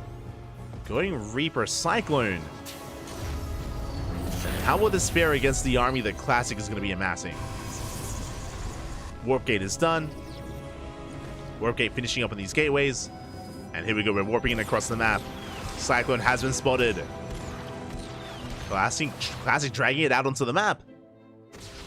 Let's get some hits in. Yeah, big Stalker shot's going to be going off at the same time Reapers are revealed. Here we go, the battle has commenced. Cyclone going to be focused out at the same time we do set away some of those Stalkers. One Stalker goes down. We trade a Stalker for a Cyclone. Yeah, Battle B, he's chasing this back. I say that, but here come the reinforcements. We take down the Cyclone survives. The repairs. Battle B going to be able to top that Cyclone up. He does barely hold on. Classic bleeding out a lot of Stalkers already. He was not expecting this kind of army to be waiting for him. Does get another Reaper, but Classic has to back off. Another warp in behind this. Another 3 Stalkers coming to reinforce. Classic, he may be able to overwhelm this army. Gets the Cyclone. Going for the Marauder as well. The Stalker's taking a lot of damage. Another Cyclone arrives just in time. At Battle B, he's holding onto the ramp. Holding onto his natural. Now, what's scary about what's happening here is that Classic delayed his tech. Like, there's no Twilight Council. No Twilight Council, no Stargate, no Phoenixes, no Blink, no nothing. Because of his 3-gate aggression. Behind this, he's going for a Robo. So Classic, he's going to struggle scaling into the mid-game. But he does get the Marauder. Going for the Cyclone once again. Classic still trying to force the issue here. Oh god, those Cyclones getting quite low. Classic, he's doubling down. Going for more warp-ins. I mean, he knows at this point, because he delayed his tech, he needs to commit.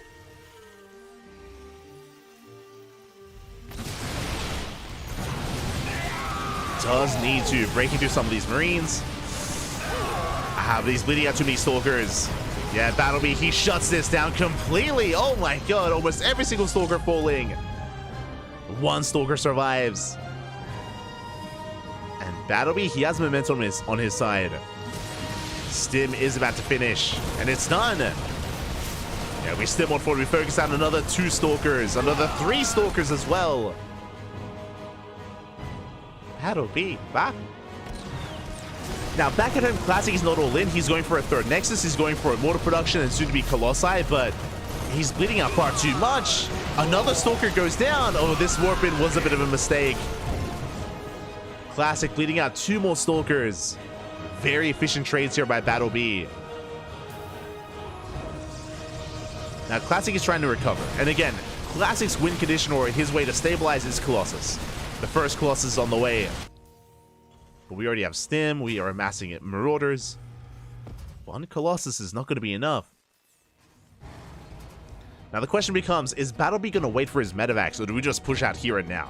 And we're pushing. I like this. Again, if Battle B waited for the medevacs, then it could be too late, right? At that point, we'd have shield batteries, we'd have overcharges, we'd have Colossi.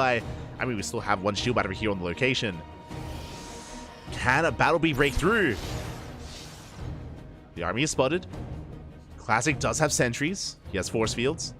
Yeah, we're backing off for now. We're luring the army out of position. And where's your shield battery now? Good concave here by Battle B. Does tip on forward. Gets the sentries, but does not get the robo units. Whew.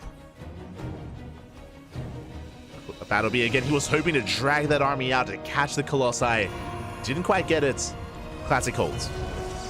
Whew. Classic does hold on. And now we're getting to the second Colossus. Gateway Explosion, +1 behind this as well.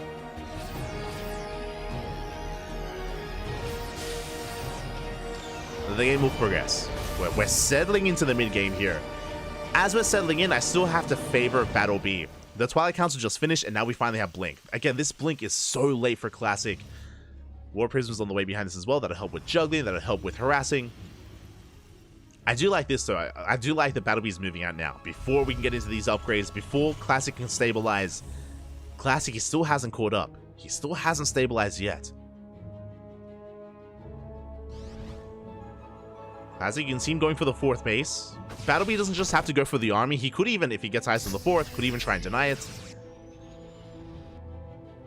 Could try to force a cancel. For now, he's moving out. Got the War Prism towards the left-hand side. War Prism looking for a backstab of Zealots.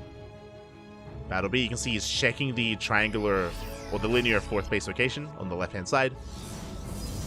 I don't think he's quite seen top right yet. But he is moving out. He does come across the War Prism. He sims on in and he doesn't quite get the Prism. Does escape. But the War Prism does force Battle B to back off. And that means that Classic gets away with this 4th. He gets away with his 4th base. Classic getting up towards 3 Colossi. I think he has 2 at the moment. No, my apologies. He's up to 3 already. He's on 3 Colossi, getting to Immortals. Blink is about to finish. Second Robo's on the way. Temple Archive. Second Robo tells us that unlike game number 1, Classic isn't cutting corners. He's not trying to rush into carrier production again. I mean, he wouldn't be able to here, not with this kind of game state. So Classic is respecting Battle B, trying to stabilize and trying to get into a stronger ground army instead. With Disruptors, with Colossi, Prism moves out, runs into the army! Oh my god.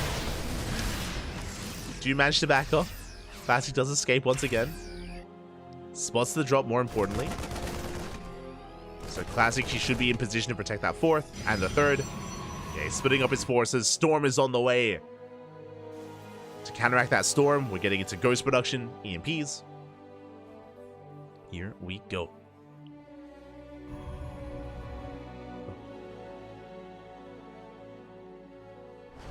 There we go, as Battle B is pushing on the right-hand side, knocking down those rocks. Classic somewhat in position.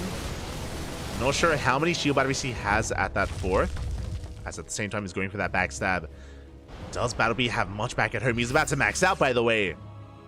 Oh, here come the Vikings. They're gunning for that Colossus. Storm still seconds away from finishing. Oh, the Prism parked on top of the turret. Oh my god, the Prism goes down! Classic slipping up here across the map. Prism does fall. We shut down the Zealots, and now Battle B, he can focus on his push. He can focus on the main fight. Overcharge is good, but is it that good? You can see Battle B once again trying to drag the army out of position. Hoping he can fight on his terms. Waiting for reinforcements. Ooh, Disruptors are on the way. That's a lot of High Templar. Storm finished, by the way. Storm is done.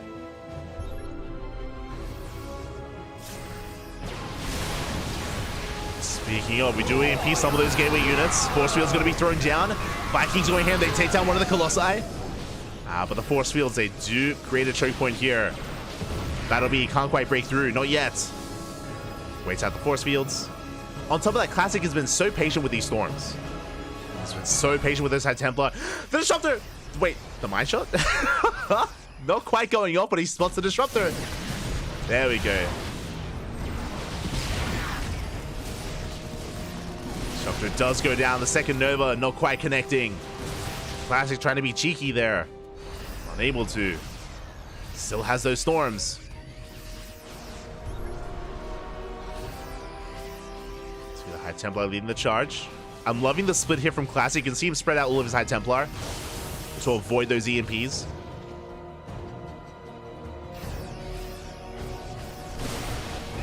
Classic diving in the army.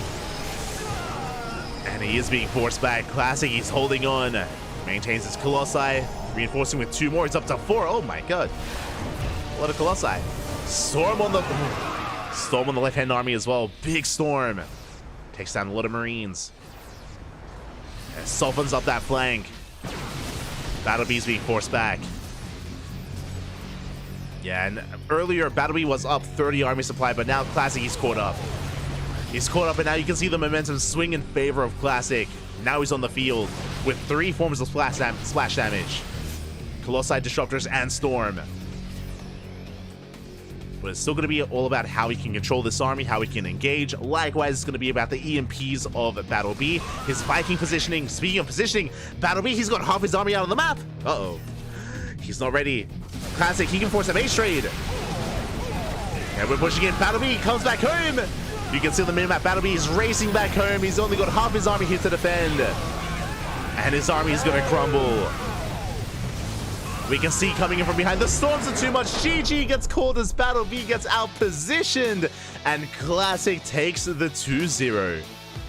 GG. Aye. That was so unfortunate there. That was not the time for Battle Bee to move out. Again, he moved out, I say half his army. He moved out with like 60% of his army. He moved out with most of his forces towards the right-hand side. He was completely out of position. Classic moved in just at the worst moment for Battle Bee, and Battle Bee was caught. In Classic, it didn't feel too large. It didn't feel too great. They did feel relatively close in skill there, so again, Battle Bee has been impressing us and has been looking damn good in WTL. So I look forward to seeing more of him. I look forward to seeing the growth of Battle Bee, and I look forward to seeing him being able to bring down some of these.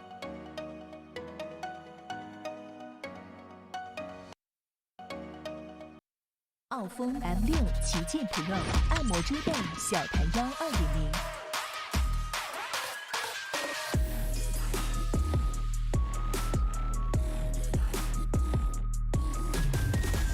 3D 云朵枕，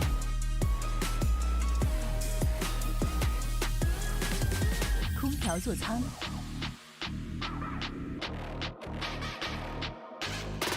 硬地机械臂。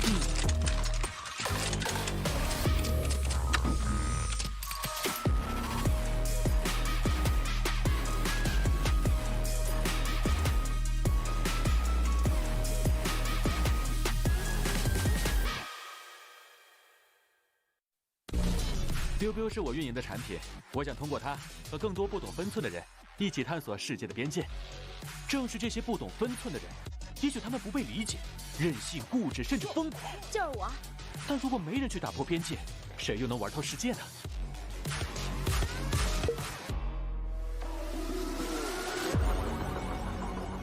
打开微信，搜索公众号“星际老男孩 SC Boy”。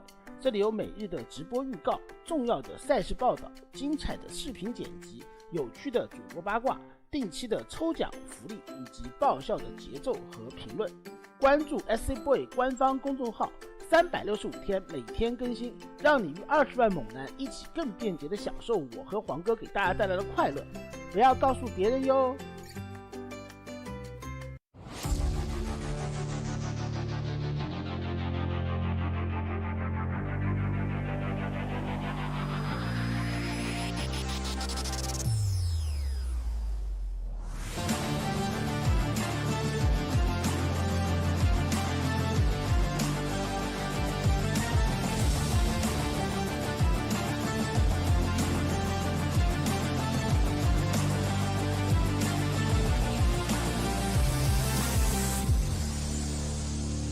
Platinum Heroes, and we're just diving right into game number 1, and spawning in the top left hand corner of Ghost River we have Kelazar for Platinum R8, and in the top right we have Hero for Dragon Kai Z Gaming. Let's go. Let us go. And if you're in the chat, predictions are open and predictions are about to close in a couple of seconds. So place your bets on who you believe will take this series, how you think this will unfold. 2-0 in either direction or a tied 1-1 score. Up to you. Up to you to make that decision to go for that prediction. Best of luck in the chat. Best of luck. And again, Hero, he has been on fire as of late. He is a beast in his own right. What I will say, though, coming into this is that Kelzer is a very specialized player. We've seen time and time again, Kelzer, he can play macro, don't get me wrong, but he has some of his own all-in, some of his own specialized builds. I look forward to seeing it here against Hero. Already, Kelzer going for an eBay block here on the low ground. Hero just now checking, is going to get eyes on this, but that's going to be quite a lot of progression already on this eBay. This is going to be a nice delay on the expansion, a nice delay on the economy of Hero as we do get it up to around 60%. And as a reminder, on this map, the third base location, there's only one place where you can expand. Hero is not going to be able to take the unnatural natural. He's going to have to work his way through this eBay and go for a delayed expansion. A nice start for Kelzer. A nice start for our Brazilian Terran player here. Throw down the eBay, delay the expansion. Hero behind this, going for a force to throw down his cyber core, another pylon. Invest his resources elsewhere. Ooh, as Kelzer. Okay, so we spoke about these specialized builds and these all-ins. I was expecting something like a proxy starport, but no, we're going for a proxy factory. Alright, Kelzer, he's cooking. What exactly is he cooking, though? That's the question. Factory is thrown. Now we have a Tech Lab back at home on the racks. Interesting. Are we going to go for a Hellbat Marauder based all-in? I'm curious here. I mean, there's no armory, to be fair. There's no armory. We do have Marauders, we have Concussive Shell. With this proxy factory, do we go for an add-on or do we go for something a little bit different here? I'm curious. Okay, we're going for Cyclone production. Okay. Part of me was thinking, like, do we go wild and go for like a proxy tank, go for a proxy like Tech Lab with a tank or something crazy like that? No, we're going into Cyclone production. This is going to be very committed. This is a one base all-in. One base all-in from Kelzer. He's hiding his Marauders over on the right-hand side as well, hoping to catch a stray unit. Adept pokes in, confirms there's nothing on the low ground. We dip into the main base. We get eyes on the Marauders and on Concussive Shell. Big scout here by Hero, and he will shade away. And here we go, the boys, they're being pulled. Let's go, Poppy, let's go. It's going to be a one base all-in. Kelzer catches the Adept with the Cyclone, by the way. The shade, it will not finish in time. The Adept goes down. Marauders have arrived, Cyclones have arrived, and SCVs are on the way. And there we go, the boys, they're here. Not too many, 5 boys in total. Still trying to maintain our production. Shield batteries on the way here on the low ground. It's being focused down. You can see the Stalkers, they're struggling here against the Marauders. They cannot break through. Probes have to be pulled as well. Get some boy-on-boy action here. Trying to focus on that Cyclone. Shield battery is gone. No overcharge either. The pylon does finish up. Can we finish the warp-in? Up! It does! Warp-in does complete. We do manage to catch one of these Marauders. We get a second Marauder as well. Immortal's on the way, and Hero, he's barely holding on. I say barely. It's down to 2 Stalkers. Up! 2 Stalkers left. Down to 1. 10 probes went down. We repair the Cyclone as well, and we take control of the low ground. Hero, he's in a lot of trouble. And Kelzer, he's busting in. Hero, he's down to 2 Stalkers left. Does have the overcharge, though. Does have that shield battery. He's going to be able to barely hold on to that main base. Oh, that's a kill, not a cancel on that shield battery. Hero trying to focus him down. Forces the overcharge. Barely does keep that Stalker alive. Getting up to 4 Stalkers. More boys being pulled. Hero, he can clean this up. But can he, though? A Stalker goes down. Every Stalker counts. Yeah, rough loss there by Hero. Takes down the Cyclone. Takes down barely the Marauder as well. Saving that last Stalker. Oh, the SCVs, they go for it. Oh, they don't get the Stalker. Hero holds. Whew. Hero barely holds on. Robo still up and running on the low ground. Going for another warping of Stalkers. And remember that Kelzer did pull a couple of boys as well, so we also lost some workers. Kelzer still has a worker lead, 24 SCVs to 23 probes. We find the factory. Oh, Hero bleeding out another Stalker. And another! These are expensive losses for Hero. Cyclone pops out, takes down another Stalker, down to 2. These have been some rough trades. Meanwhile, Kelzer back at home, he's expanding, he's teching up, getting to his starport, second factory, concussive shell is done, combat shields is on the way, is what I meant to say. This is still up in the air. On the one hand, Hero stabilizing. That is true. Hero, he is slowly stabilizing here. Now getting into his own Warp Prism. The Immortal's huge as well. The Immortal, it does pose a massive threat to Kelazur. So we do almost catch that Cyclone. See Kelazur getting in position. Bunker's on the way. Bunker isn't done. Oh, this is a late bunker here for Kelazur. It's not going to finish in time. At the same time, Kelazur trying to camp that Robo. Going for the Prism. Oh! Does get a couple of hits in, but the Prism will escape. Bunker goes down. We're pushing up into the main. Oh, we're going to deny Cloak. Yeah, bold move here by Kelzer, rushing into Cloak, but it will not finish. And Hero, he has control of the low ground, and suddenly the turns have tabled. Yeah, with the arrival of this Immortal, the Immortal does well against everything that Kelzer has, against the Immortal, sorry, against the Marauders, against the Cyclones. Banshee is going to help, but we have plenty of Stalkers, and we do not have Cloak. And Hero forcing his way into the main base. Boys are being pulled. But now Hero, he can micro. He can juggle back his units. Good control here out of Hero. Like, give this man Blink. And oh my god. The Stalkers are being saved one after the other. Blinking forward essentially with that War Prism. Yeah, the Warping does complete. Immortal's being focused down, but we do pick it up once again. We save the Immortal, and Hero, he's snowballing out of control. Yeah, there's almost nothing left for Kelazur. Diego, he taps out. GG gets called, and Hero takes game number 1. Whew. GG.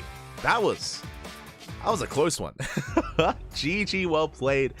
And this is why I was looking forward to this series. This is why I was looking forward to Kelazur versus Hero.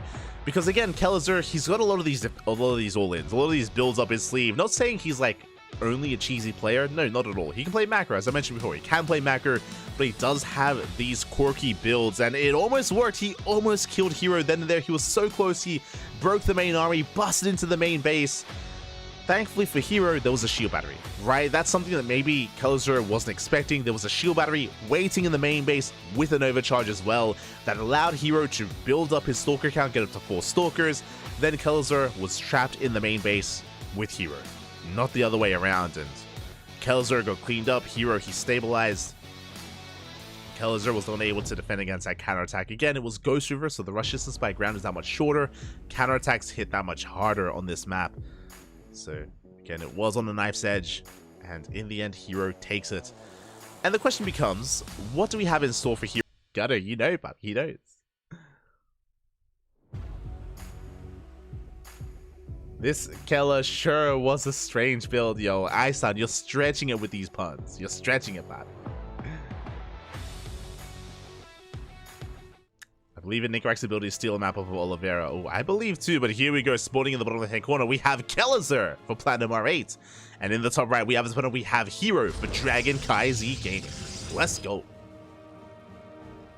Well, your casting is always so good. Thank you for your work. Thank you, puppy. Thank you. I'm glad you enjoy it. Glad you enjoy the casting, man. Glad you enjoy.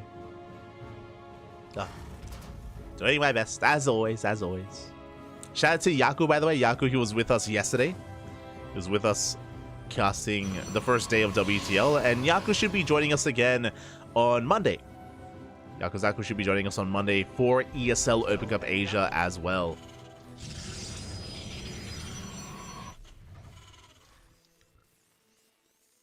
Should be there, just being joined by some of the other Ducklings. But now we're getting into our openers, and again, Post-Youth is an interesting map here to choose. I mean, it's quite large, so there's a lot of proxy locations if we did want to spice things up again. Otherwise, we do see a lot of longer games on this map, unless you rush into the gold, right? We've seen a lot of players rush into this gold base a lot faster to make use of it, to go for these big 3-base all-ins. You don't see it too often in this matchup, though. So I'm curious. I'm curious how this dynamic unfolds and what Kelzer brings here against Hero.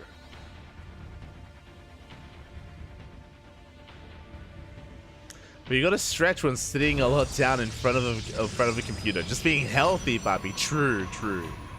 Stretch for us. As you see Hero going for a proxy pilot in the face of Oh my god, okay. Hero, he's angry. He's upset. He's had enough, mate. You want to proxy factory me? No. I proxy you, papi. Pylon is thrown down. We should be seeing a gateway alongside this. I say a gateway. It's a proxy Stargate. Not the first time we've seen this from Hero. Okay. If you were watching StarCraft back in 2020, 2021, remember the proxy Void Ray meta? Proxy Void Ray versus Terran. It was disgusting. It was terrifying. It actually forced a change to be made. If you remember, it actually nerfed shield batteries. Back in the day, shield batteries used to morph in with full energy, and it did force them to morph in with half energy to help nerf it. Likewise, the Void Ray itself was nerfed as well. This was back a couple of years ago, but the build is back. If you're curious, why is the build back? The build is back because of the Cyclone. The Cyclone has gone through some iterations. We're getting a lot of probe kills, by the way. I'm getting ahead of myself. Yeah, Deepers have been thrown down. A bunker as well. Zealot does reveal itself. We cancel Hero across the map. I mean, the Stargate is done. Void Ray is on the way. Hero still trying to piece things together, but again, 4 probes did fall. That's some good damage dealt by Kelzer. But again, quickly going over it. The reason why Proxy Void Ray has made a return with shield batteries with additional Void Ray production, and there we go, shield batteries are on the way, is because the Cyclone is now quite a bit different. Now the Cyclone, the lock-on isn't as reliable, it isn't as potent as it once was. Likewise, its range isn't as large as it was back in the day as well.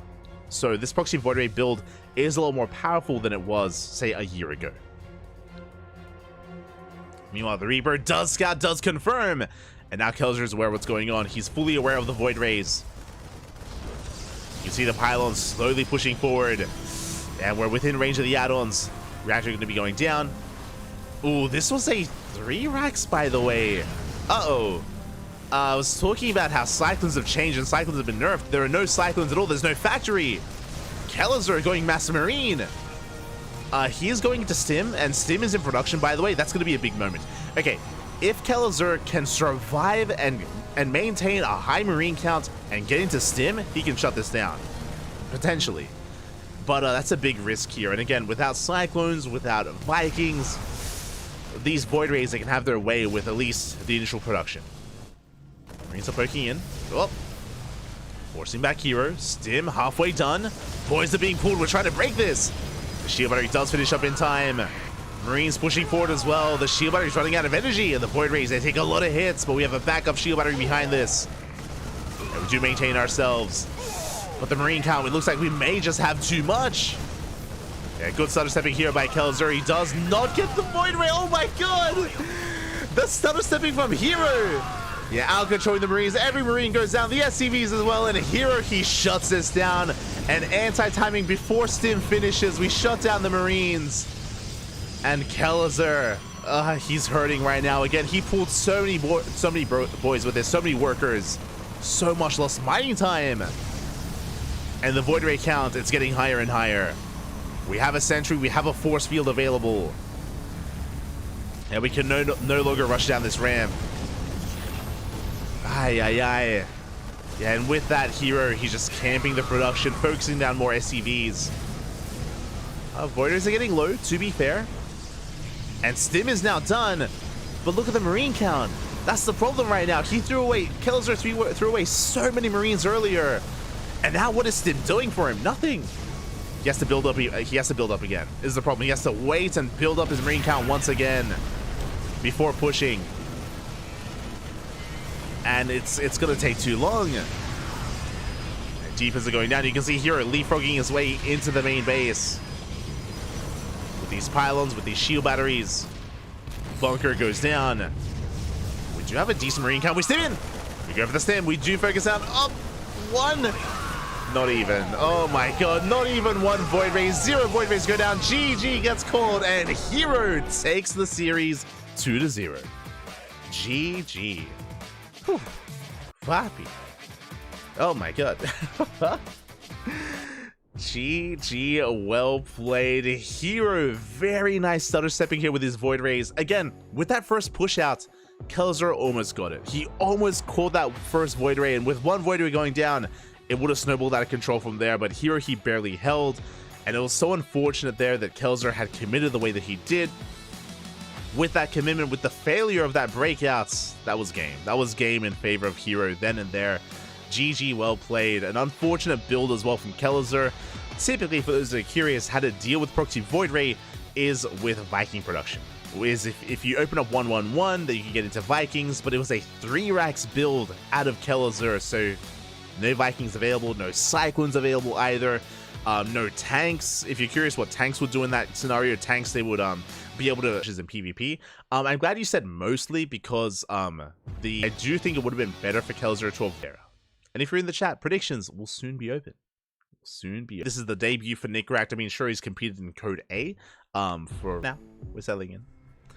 And here we go. We're getting into game number 1, and spawning in the top left-hand corner of Amphion, we have our Blue Terran player debuting here in WTL for Platinum R8. It is Nickracked. In the bottom left, you have Oliveira for DKZ.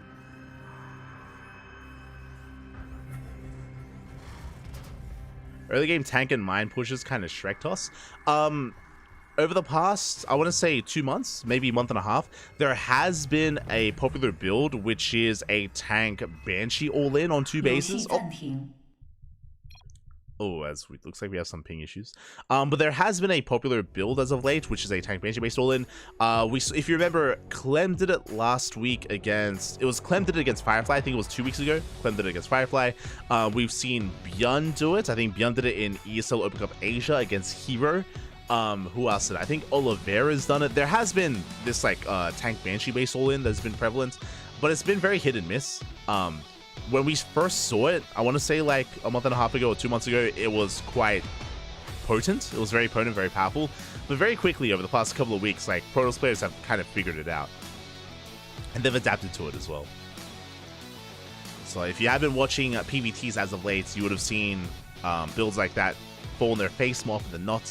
And that's usually how things go, where like an all-in becomes popular and then it has success, and then because it's so common, then players get used to it, and then it kind of loses its success rate and it becomes weaker, and then kind of other all-ins kind of rotate it instead.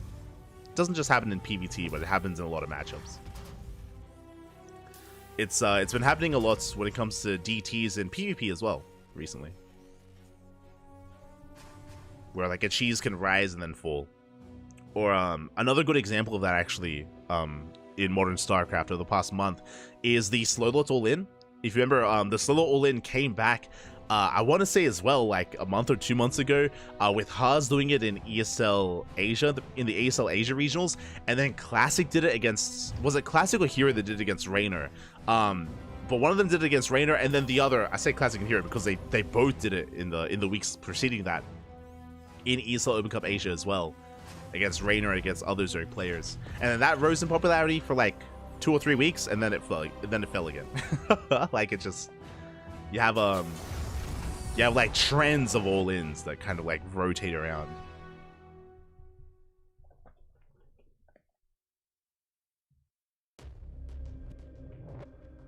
Because again, it's been a couple of weeks since we've seen that as well.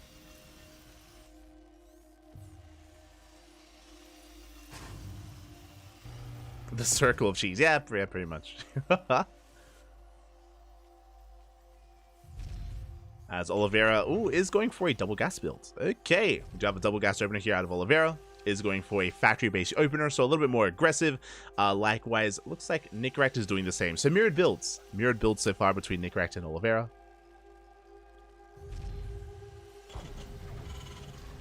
I watch every single Institute tournament, and my experience has been the exact opposite. Every toss gets cheese out of tournaments by these Terran builds. I don't think you're watching every StarCraft tournament. That's your takeaway, Bobby. Smurge. We don't have to talk about Hero at IM Katowice. We don't have to. That was Smurge, Bobby. That was Smurge. Feels bad, man. We don't have to talk about IM.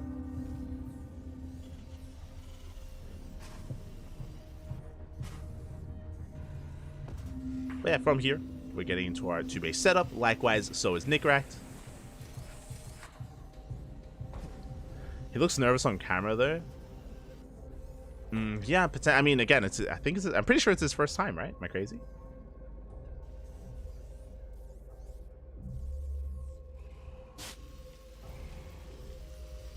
think we thought for a while that the proxy build would be forever. Dark times, Papi, dark times.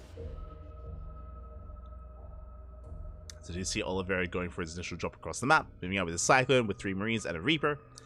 Ooh, Nicorect, I think he barely may have missed that with his Reapers, as he also does move out, going for his own drop as well.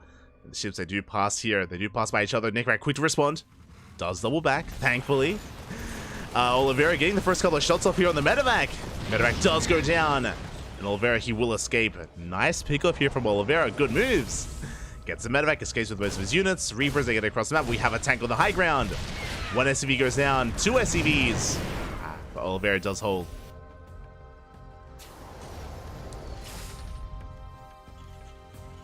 Oliveira does hold on here. And so far, a better trade, a better start for Oliveira. Getting a medevac. Only getting 2 SCV losses. Does maintain himself. And because he still has his own medevac, he can still threaten his opponent. Opts to stay at home. Opts to stay back at home, topping himself back up. Ooh, and getting into more drop play. This I was not expecting. That's 2 more medevacs in production. Oliveira.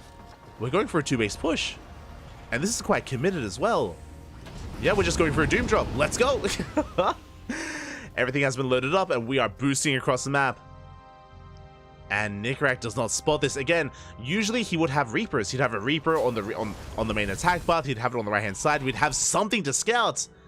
But Nicorect, upon losing those Reapers, he sees nothing. And here comes the Doom drop right into the main. And Cyclone's being focused out. We siege up. We camp the production. We have the high ground. And Nicorect completely out of position. He has to pull the boys. Does disable one of the tanks. Does get the disable up. SCVs, they do collapse on top of the tanks, and we will clean this up. Whew, that could have been so much worse. Again, the disable did so well for Nicorect, and he only lost 3 SCVs. Good cleanup. Good cleanup from our blue Terran player. Oliveira has to back up. Has to retreat.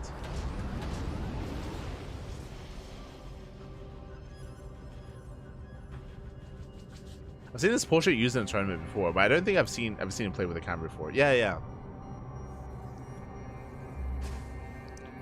Don't think so either.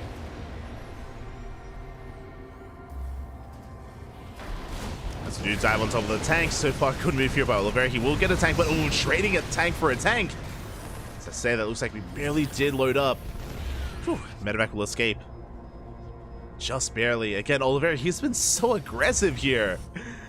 And what this is doing, even though Oliveira, he's trading back and forth, and earlier he did lose 2 of those tanks, he is containing Nicorect. He's keeping the tank out low, he's containing him to 2 bases, and Oliveira behind this is expanding, taking a third. He's taking a third, getting ahead in the economy, or trying to get ahead in the economy.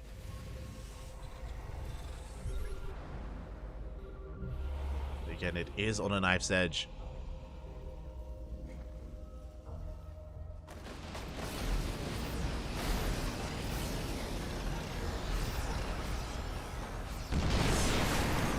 You see Oliveira once again catching a free tank. Nicorect not quite able to keep up with the movement here of Oliveira. Leaves out a tank. Oliveira once again getting within range. Oh, there's no skin. Yeah, tank does shoot first for Oliveira. He does shut the tank down.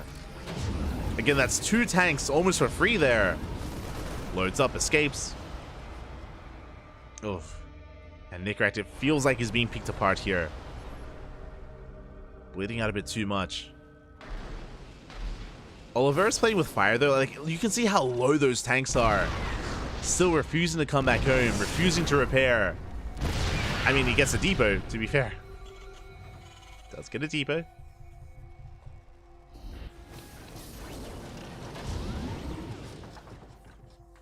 Rotating around once again. Nicorect this time in position. This time Oliveira has to back off.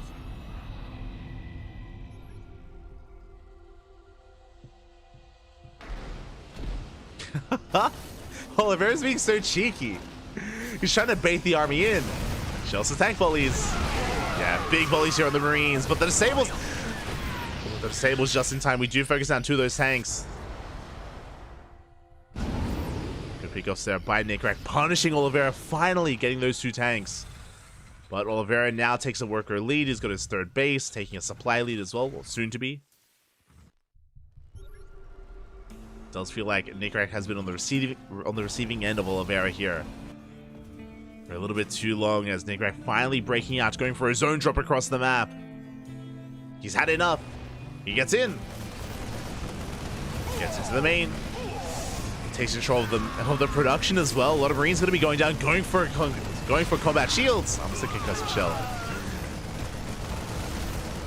Doesn't like combat shields. Boys being pulled away at the same time. The main armies do clash. Oliveira, his tanks are getting caught out, bleeding out every single tank. Good moves by Nickrack. And how many SCVs are going to be going down as well? 20 SCVs. Oh my god. 20 SCVs fall. Not like this. 22 SCVs even. And the Marines, eventually they're going to be cleaned up, but again, they have been worth it. A solid trade by Nickrack, and he is bouncing back, taking a worker lead.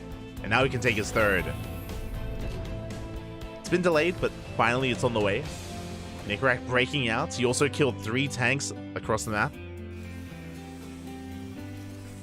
And Oliveira is hurting. Again, that sensor trap finished up just 1 second too late. Did not give him the forewarning he needed. Now, Oliveira still maintains his Viking lead. Bear that in mind. Still has all those Vikings. Does spot the main army. Rotating around. Vikings leading the charge, going for some medevacs. Speaking of, we catch one.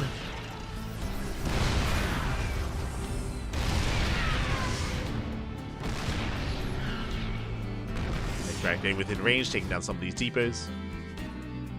Not bad pickoffs. Behind this, we're on 3 base versus 3 base.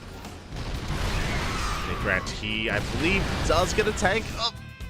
Bleeds out one. It doesn't quite get Oliveira's.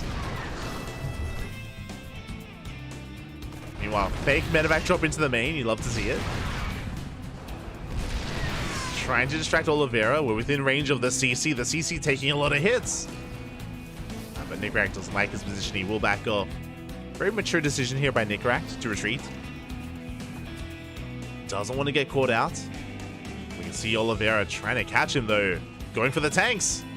Show stay out. The main fight. Ah. Looks like Nickrack, he saved both of those tanks. Does get away. Does manage to escape. Again, the armies did clash for a moment. Nothing too major. As Oliveira is going for a drop of his own. Ooh, Nickrack does not have a tower. He does not have a sensor tower in his main. No sensor tower does not spot this army. Yeah, we're going for the Doom drop. The army, though, the main army not too far out of position. Yeah, big overextension by Oliveira. He had no idea what the main army was. Nickrack just there at the natural. Forces back the drop.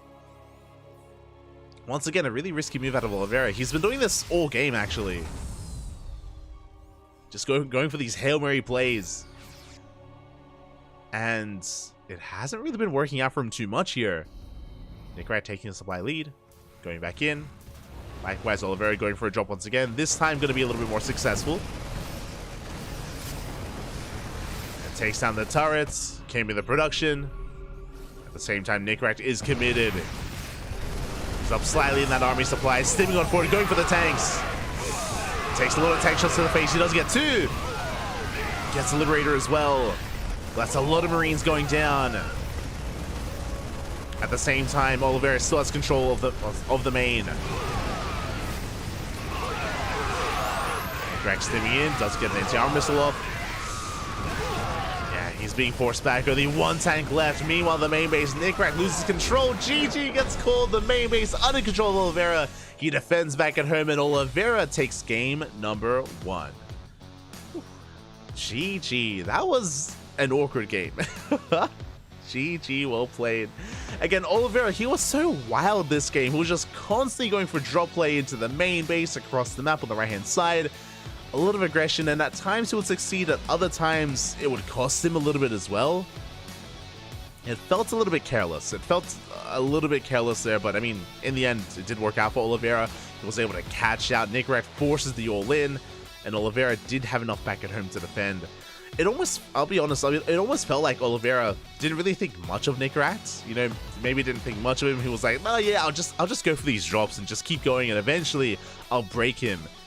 But Oliveira was holding his own. He was able to hold his own. He was able to shut down some of these drops, able to even punish Oliveira at times as well. So Oliveira, he wasn't, sorry. Here we go. We're getting into game 2 and spawning in the bottom left-hand corner of Crimson Core. We have Nickracht for Platinum R8. And in the top right, we have his opponent. We have Oliveira for Dragon Kaizi Gaming. Ooh, let's go.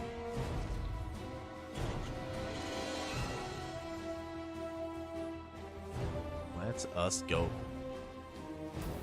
As again, Oliveira, he was playing very drop heavy in that last game. Not just drop heavy, but also, of course, with plenty of air control as well to allow himself to go for said drop play.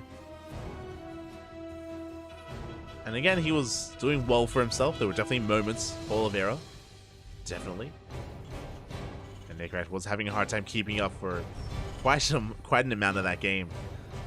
But now we're settling into game 2, and I'm curious, right? This is, of course, Nickracht's map of choice. Loading into Crimson Courts, and I'm sure he's coming in with a plan. I'm sure he's coming into this plan for Oliveira. Now opening up double gas once again. As a reminder, in game 1 it was a double gas opener from both players. No one is deviating, no one is going for a more greedy economic build. Not yet.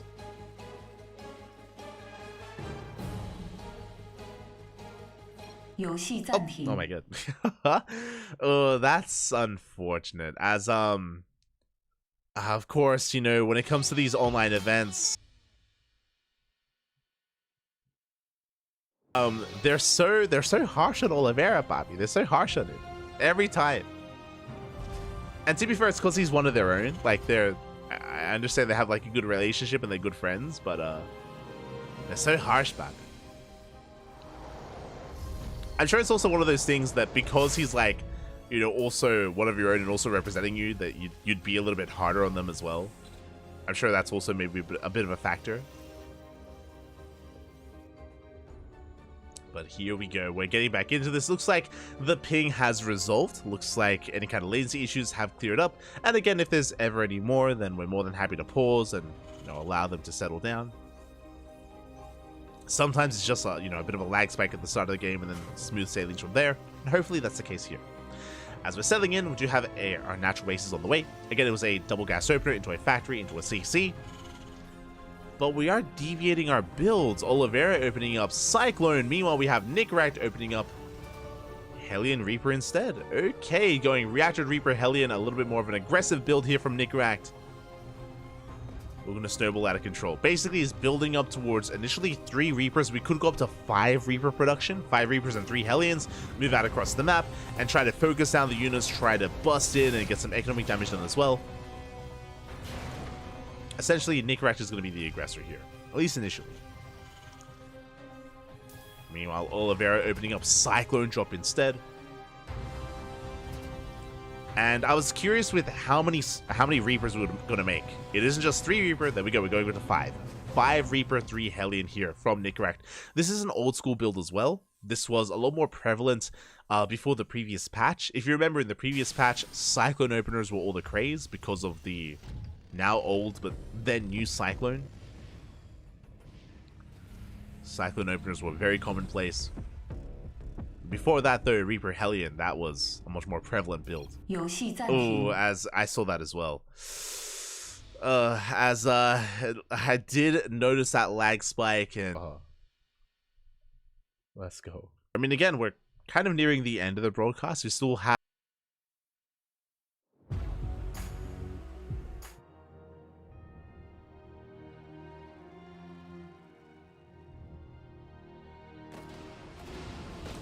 we're back. Oh, God.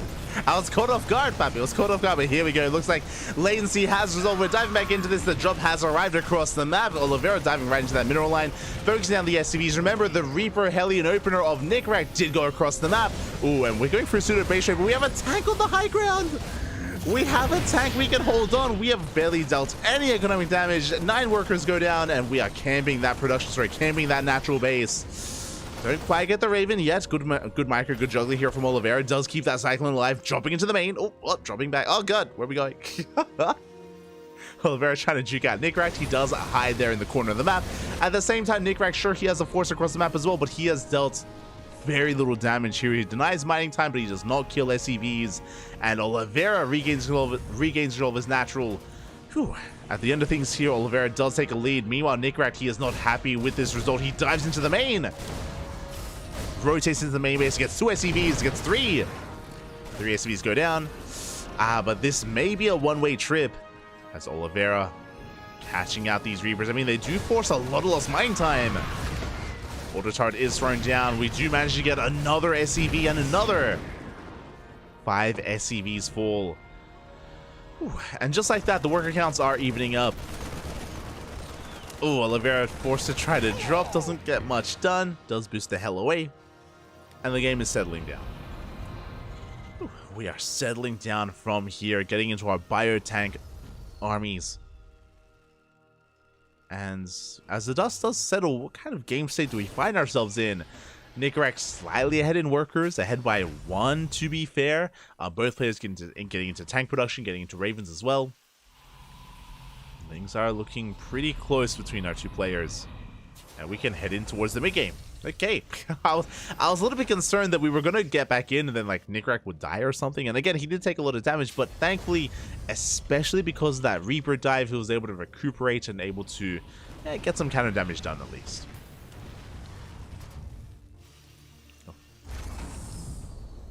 From here, we're settling into our 2 base setups. No third CCs yet for the time being.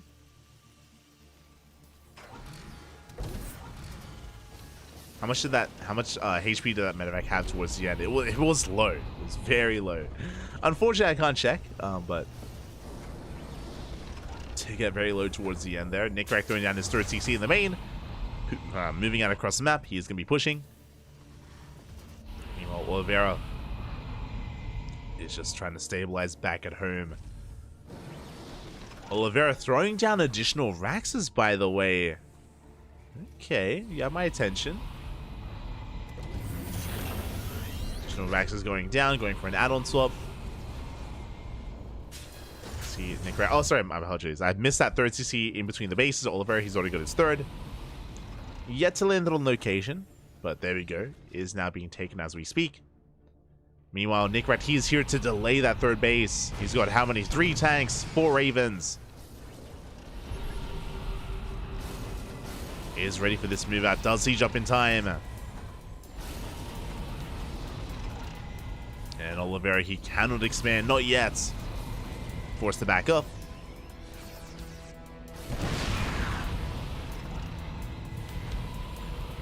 Tank volley is going to be going off. The Vikings have arrived. Let's go. Nickrak with air control does zone Oliveira away. Does zone him back.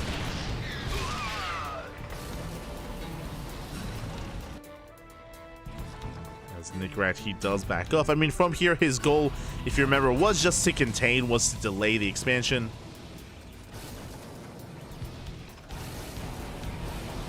For as long as he could. See him resieging. Oliveira has to be so careful with these Ravens. Again, we are now up to 4 Vikings.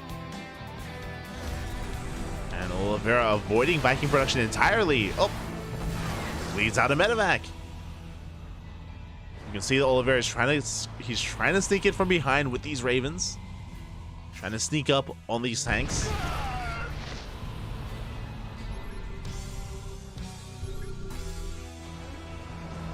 Oliveira going for a scan. Vikings, they push forward. They catch another medevac.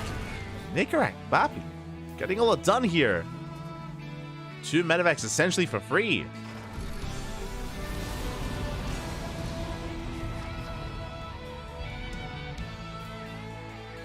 Oliveira goes for the scan, sees the army has since left. Oliveira has taken his own third, taking the linear third base instead. Nickrak going for his triangular third base towards his opponent. Rocks are being knocked down. Nickrak trying to make sure he can keep up with the rotations here of his opponent. Oliveira keeping up with the rotations, I should say.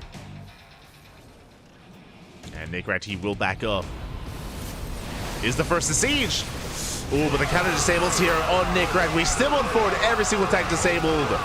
There only one tank in the back line. It looks like Oliveira, he's barely breaking through. The tanks are about to run out of stasis. They break free. But there's no support. There's no support left. Oliveira, he catches the entire army, and Nickrat, he crumbles. He crumbles before the might of Oliveira. GG gets called. One fight is all it took. Again, the disables, they were brutal, and Oliveira takes the series 2-0, and Dragon Kaizi Gaming will win this Team League match. GG. GG, well played. Whew, DKZ will take the series here. It's first to 4. And DKZ, they do get enough wins, but we will still host that final best of 2. Goblin versus Jeshi is coming up next. GG, well played. Again, despite Nickrat having that air control, despite him having all those Vikings, and even though he did catch some medevacs, he was still unable to really capitalize on that and get on top of the army itself. He did delay the third base, he was rotating around, but again, that was just a really awkward position to be caught out on there for Nickrat. The Ravens did sneak up on him. It was the role of those Vikings to make sure that those Ravens were not able to get close. They were not able to get on top of that army. But again, Oliveira did outposition Nickrat there towards the end and had the most ideal fight. But that, congratulations. Congratulations here to Oliveira. Whew, a good showing here by Hero and Oliveira, but it still comes down to what comes next here. I mean, I say comes down to, we still have this PvP, and Goblin can redeem himself, he can redeem his team. And what I will say is that Goblin has been looking impressive as of late. Goblin has been looking very impressive. Looking back here as of the past couple of weeks, it was in week 1 where Goblin 2-0'd stats. He 2-0'd stats. Very impressive stuff here. I mean, stats, he's still like finding his footing. Like stats, he's still returning to competitive play and has been kind of working his way up the Korean ladder once again. And Glaives was crazy, by the way. Something you don't see too often at all in this matchup. 4-gate Glaive Adepts it worked wonders. Remember, we killed 19 workers. That was crazy how much economic damage we had dealt. From there, we focused and we worked towards our push. Unfortunately, the Dark Temple, I mean, yes, they did kill some probes, that is true. As now we are diving into game number 2 and spawning in the bottom right hand corner of Ocean Board, we have Goblin for Platinum R8. And in the top left, we have Jeshi for DKZ Gaming. DKZ. Go.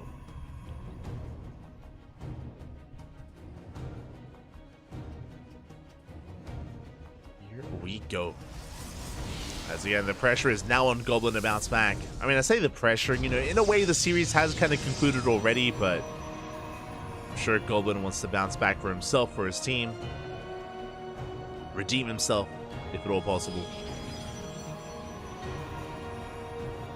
But Jeshi has been a beast in PvP. Again, if you've been following Jeshi, you would know that he has taken down not just Showtime as of late, but some of the best Protoss players in the world in these online weeklies. If you look at a bracket of ESL opening up Asia, for example, it is not uncommon to see players like Jeshi or Firefly or Cyan take down some of the best in Korea, like Hero, like Creator, like Classic.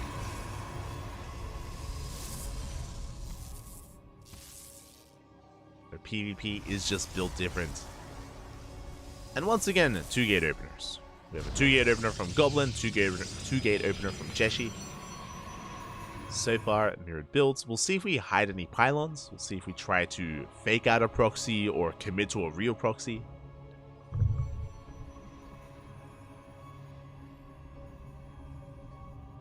We shall see. So now we're just waiting for our cyber quest to finish up. Pylons have been thrown down, so no proxies whatsoever. All the pylons are where they should be, and both Goblin and Jeshi have confirmed this. They've scouted, they have confirmed. They're fully aware of what's going on. We can see a bit of a divergence. Jeshi opening up double Stalker. Meanwhile, Goblin going Stalker Sentry. So a bit of a safer opener here by Goblin. Something more aggressive and assertive from Jeshi. What I mean by that is with this sentry-based opener, we can scout our opponents, we can go for hallucination scouts, get a read on what kind of tech our opponent is working with. But Jeshi will have the kind of army lead or the DBS advantage going for a Stargate opener. Okay. She's actually mixing it up here. Now with a Stargate opener, this should be for an Oracle to harass across the map to get some worker damage done. But with the Sentry, Goblin should be able to scout this. Should be able to confirm and be ready for the first Oracle. That should. Is the big word there. Speaking of, this hallucination does get intercepted, but it will not go down. Whew. Hallucination survives, gets across the map. Jeshi applying some pressure, but we should be able to hold on. As a reminder, sentries, they were buffed as of late. They are going to be able to hold their own. They do bonus damage to shields. Does specifically impact PvP, and Goblin does hold. Meanwhile, across the map here comes Hallucination. We confirm the Stargate, we confirm the Oracle. Goblin fully aware of what's happening. And he should be ready in the Mineral Alliance for that harassing Oracle. So far so good by Goblin. Does have a worker lead behind this, getting into his Gateway Explosion, working towards the Twilight Council. Blink on the way for Jeshi. Blink soon to be on the way for Goblin.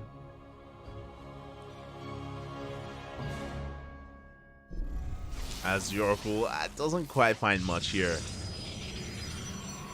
Threatens a natural, but Goblin is perfectly safe and sound. And does have that worker lead. And Goblin even throwing down a proxy gateway across the map. Okay. As he moves out, the Oracle does punish him a little bit here, as we do get almost 2 probes. Well, he does get those 2 probes. But Goblin, he doesn't turn around. Doesn't turn around, he's going to be committing. I assumed it was going to be a proxy gateway, but no, the gateway was turned down back at home. So it's going to be slow warp-ins here for Goblin. But he is reinforcing.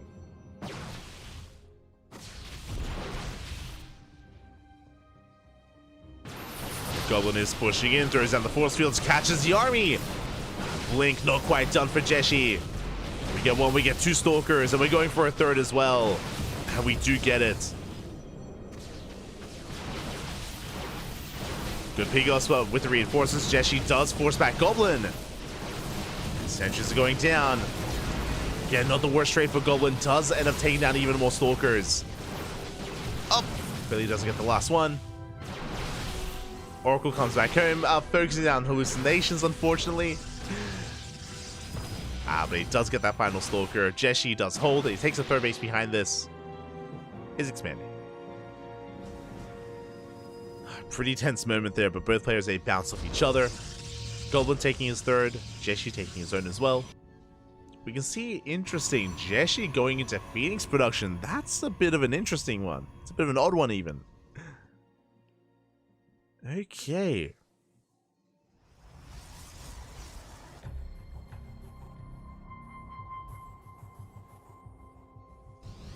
Only going for the 1 though. Okay. I was curious if he was going to be banking up Phoenixes. Not the case. To see Jeshi working towards charge. Goblin finishing up his own blink.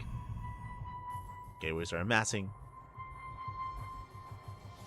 The game is calming down from a tense situation earlier.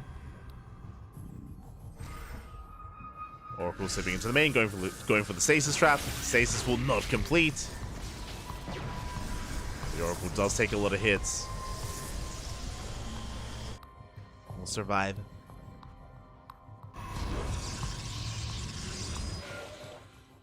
And both players are heading in similar directions here. I mean, Jeshi feels 1 step ahead when it comes to tech. I mean, did have the faster 3rd base as well. So slightly faster 3rd, slightly better economy, getting into +1, charge. Goblin once again going for Dark Templar. We saw this in game 1. Dark Shrine is on the way. And to be fair, DTs can work wonders, but we'll see. So far, the Oracle goes down. We have hidden the Dark Shrine, still yet to be scattered.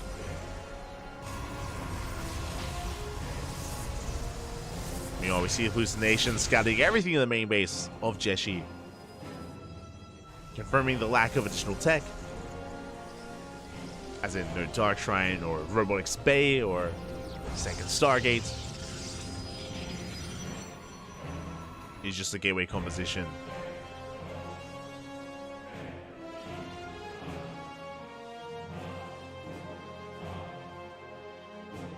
Jeshi getting ready for his move out. Dark Shrine about to finish. Bearing in mind that Jeshi has not scouted. Let's not check the main. You see Jeshi going to be committing, is reinforcing on the front lines. A lot of Zelts going down. Goblin does not have many force fields to work with. Dark Shrine does complete. And where do we warp them in? That's what I'm waiting for. Do we harass across the map or do we defend? See Jeshi pushing up the ramp, going for the sentries. As shield battery goes down, there's no overcharge, no backup shield batteries ready for this. Ooh, and Goblin is in trouble. He's being zoned away from his own shield batteries. Yeah, being forced further and further back from his third base. Shield batteries are going down. Goblin just completely out positioned. Does warp in from behind the army though. Does hold on to his third. Zelts are trading well, and oh, Jeshi just, yeah, reinforcing, pushing in once again towards that third. Zelts buying so much time for him. And yeah, these shield batteries are falling. We force the recall. GG gets called, and Jeshi, he cleans things up 2-0. And Dragon Kaizi Gaming, they claim the 6-0. A perfect score here from DKZ. Very impressive, very well done. Not something we've seen too often this season. The only other team to pull this off was Team Vitality. So congratulations to Dragon Kaizi Gaming. They get the 6-0. All three of their players, they pull their own weight. Hero, Oliveira, and Jeshi. GG. GG, well played. Whew. Congratulations here to Jeshi for the 2-0, and yeah, shout out to all of our teams, and we're not done. I mean, we're done for today, but tomorrow, we're coming back. Tomorrow, we have Mystery Gaming versus Basilisk and Team Liquid versus Shopify Rebellion. 2 more matches here tomorrow. The last remaining matches of round 3 are going to be held in less than 24 hours. As a reminder, though, that is not our only broadcast tomorrow. Tomorrow is going to be a busy day. We're going to be casting Sparkling Tuna Cup first, again in less than 24 hours, and that is going to be followed by WTL. So 2 events back to back tomorrow. Make sure you tune in. Make sure you tune in. Make sure you're a part of that. It's going to be a great time. I'm going to be tired. Hey, there's the fanfare. I'm going to be quite tired tomorrow. So, hey, tomorrow's going to be one of those days where I might actually have to rely on a cup of coffee to keep me going throughout both those broadcasts, back to back. But yeah, if you guys enjoyed the broadcast, consider following us. I do apologize for being, I think, the only English stream here tonight. Usually we have, like, I think Rotterdam only casts if Basilisk is playing. So, that's the caveat there. But usually we have like Wardy or some of the other English casters as well. Usually they're also covering this. But I do also know that a lot of them have been busy with EPT, and that's like kind of messed up a lot of people's sleep schedules, and you know, a lot of these weekends have been intense. So I think a lot of them want to have like a bit of time off from EPT and from the spring broadcasting. So again, it is understandable. But otherwise, hope you all enjoyed enjoyed yourselves. Hope you all enjoyed. Hope you all had a great time. Thank you so much for watching. Thanks so much for the support. We're going to be heading off for the night, and we'll see you guys tomorrow for some Sparkling Tuna Cup action and for day 3 of WTL. It is 1 a.m. here in Australia. It's 1 a.m. I would love to get some rest. I'm going to go to bed. I'm going to get some sleep, and I'll see you guys tomorrow. Until then, hasta luego. Ciao, papi, ciao. Oh, right. Oh, before I forget, a big shout to Air Orange. Big shout out to Air Orange in the chat, resubscribing for, was it 26 months? Sorry, it happened during the break, so I do apologize. I think it happened during the Nickrack break. So I do apologize for not giving you a shout out, but thank you so much, Air Orange. Thank you so much for resubscribing. Gracias. Otherwise, thank you so much. We'll see you guys tomorrow. Until then, ciao, papi, ciao. Hasta luego.